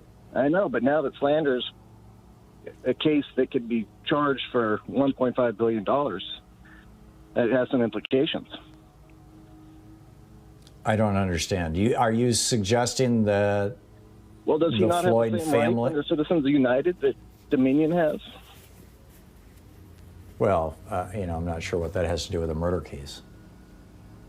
Well, I mean, it's we should all have human rights, I know, but when they start, when they go to defend themselves against their crimes, then they choose to release private medical information about somebody. Yeah, I think that, there's a couple of issues here, Wesley, and I frankly don't know the facts on this, so I'm not going to opine at length, but if the medical examiner's report, which demonstrated that there were drugs in George Floyd's bloodstream, if that was released by the police department, or if that was released by the police union, or if that was released in some way that was intended to pollute the jury pool, or if that was released in some way that was intended to, to use your words, slander George Floyd, then there should be some serious accountability. If, on the other hand, that information came into the public domain because a news organization sued under the Freedom of Information Act for that information, or that it was, released in a normal way that is typically done in any kind of a murder case, where you get the autopsy, then that's not slander. And I honestly don't know what happened, and so I can't speak to that. But am I making sense? And I'm not 100% certain what happened either. Obviously, I'm not involved in that area, but. Yeah, so anyway, I think we're going to have to wait and find out. But I totally get your point. I totally get your point. James in Spokane. Hey, James, what's up? James? Shalom and BDS. Israel. Okay. Am I on the phone now? You are on the phone now, yes. What we need is apparently you're not on the phone. And in fact, I'm down here to 45 seconds. So Jim Clyburn, by the way, Congressman Jim Clyburn has just come out and taking the bark off Joe Manchin. It's going to be real interesting to see how this plays out and what happens here. I'm suspecting, this is with regard to the Voting Rights Act, the H.R. 1, the For the People Act, and also H.R. 4, the John Lewis Voting Rights Act. Joe Manchin is saying, well, maybe we should keep the filibuster, and I'm not sure about this. I'm inclined to think that he's going to bend under the pressure of public opinion, and that he's going to get a lot of goodies for West Virginia out of this infrastructure bill. But we'll see. We'll see. It's coming up on 10 minutes before the hour. We'll be back with more of your calls on Anything Goes Friday here. Stick around. This is what Clyburn said. He said, since when do their rights, he's talking about the voters, take precedence over your fellow Democrat Warnock, who saw his state just pass laws to keep him from getting reelected? Are you going to say it's more important for you to protect 50 Republicans in the Senate? That's a bunch of crap.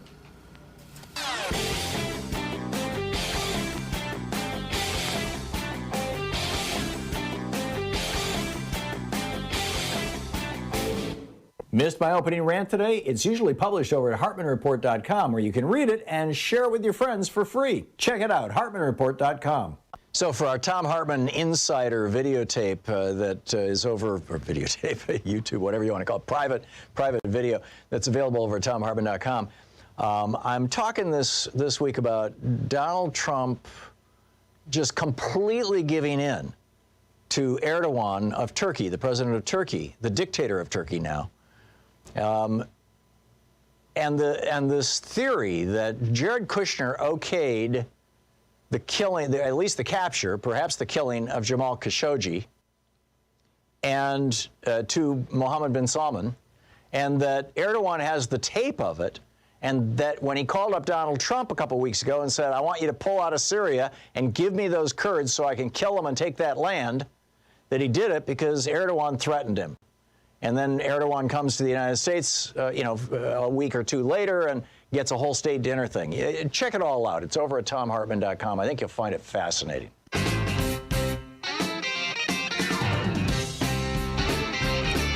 Welcome back. Anything Goes Friday here on the Thom Hartmann Program. Gordon in Stamford, Connecticut. Hey, Gordon, what's up? Yes, Tom. Can I have time for a 2-minute rant? I'm a COVID abatement activist.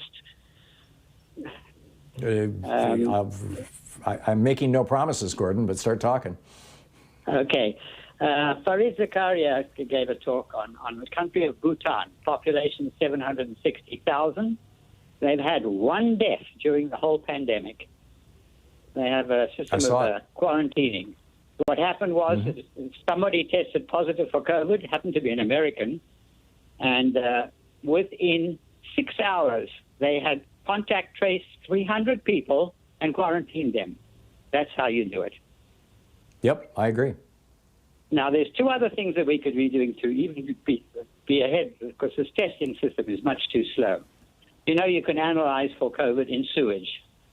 Why don't they drastically increase the sewage sampling system so that every single neighborhood, every street is tested, so that they can follow the trends of COVID and catch it even before people are aware that they have it? And yeah, they absolutely should be. Test every hour. If you test every hour, then you could tell if the people that are working away from the house are causing it, or the people who are staying home. Mm-hmm. Then there's the dogs. The COVID-sniffing dogs. Why don't we just train 10,000 of these, put them in every supermarket, every single mall, and if we do these things and catch the COVID, especially these new variants, every time there's a new variant, there should be a very aggressive action to catch it and control it. I completely agree with you, Gordon. I think it's a great rant. I totally agree. I saw that rant that Fareed Zakaria did. I think it was the weekend before last, and it was brilliant. And I'm totally down with it. Thank you very much, and thanks for sharing that. I think your perspective is great. Robert in Meridian, Texas. Hey, Robert, what's up? Hey, Tom. I have to throw a funny one at you. What is the latest on Space Force, and do we still need a Space Force? You know, remember Rick Perry say we don't need the three agencies, you know? I'm waiting your response. As far as I can tell, there was an announcement about this early on in the Biden administration. That was that they were going to keep it. And it's part of our military. And there's a very good chance that if the next war is fought, part of it will be fought in space, and it'll have to do with shooting down satellites that are mostly used for communications and targeting, control of military stuff. And other countries have, or at least China and Russia, have fairly aggressive space-based military programs. We do too, but this is essentially putting it under one command. Whether it's being done well or whether it's being done right, I don't have any idea. I mean, the fact that Trump did it makes me think that it's probably mostly a PR stunt. Pork. Or pork, yeah. But, it's one of those things. We'll just have to see how it plays out. Robert, thank you for the call. Lydia in Severyville, Tennessee. Hey, Lydia, what's up? Yeah, that's Sevierville, where the Great Smoky Mountains are. Sevierville. Okay. Sevierville, yeah. I had called you back in October when we first found out we had COVID virus. My husband had it really bad. Almost didn't make it, but he pulled through too. We both had our first shot. He's back at work, and we're doing pretty good. Oh, that's great. Thanks for that follow-up. So All you're right, feeling have well. a good day. Okay, thank you, Lydia. I appreciate that. Thank you. It's great to hear from you. Bonnie in Phillipsburg, Missouri. Hey, Bonnie, what's on your mind? Hey, Tom. I know you've talked about this before in the past, but in the 80s, Ronald Reagan had cut a lot of the funding that went into effect in the mid-80s to the early 90s for mental health in all the states. And here we are. The Republicans are now hollering out that it's mental health. Well, it's their fault then. Yeah, I'm with you. And you can track a lot of the homeless problem in the United States back to Reagan's policies. Well said, Bonnie. Lily in Sacramento. Hey, Lily. Hi, Tom. How are you doing? Thanks for taking my call. Hey, Sure. I've got a question about the various conservative groups that the Republican Party utilizes to kind of beef up their, their voters. You know, we've got the traditional ones that are guns, abortion, stuff like that, any abortion. We've got the religious groups that believe that Trump's tied to the second coming of Christ and revelations in the Bible. And now we've got all these conspiracy theories and like Q. You know, some people believe that Trump or Bannon is Q. You know, they keep... So what's the question, Lily, real quick? Actually, Lily, I'm going to have to ask you to pick this up next week. I'm sorry. I'm very sorry.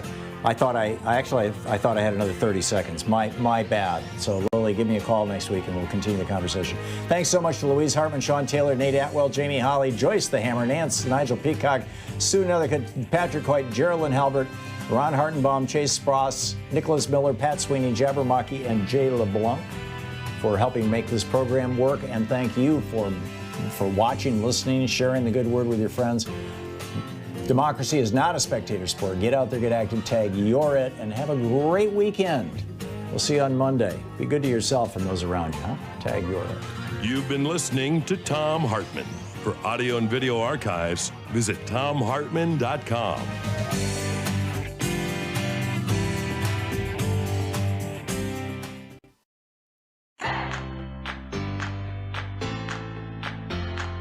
These companies support the Thom Hartmann Program. They are CB Distillery, CBD for sleeping. More info at cbdistillery.com, code TOM. The Clean Phone Pro, phone sanitizer and charger. More info at thenewdealshop.com. ExpressVPN, the VPN that just works. More information at expressvpn.com/Tom. X-Chair, changing the world one seat at a time. More information at xchairtom.com. Bloomsy Box, simply better blooms. More info available at bloomsybox.com, code TOM. And Boll & Branch Sheets, crafted for the common good. More info at bollandbranch.com, code TOM.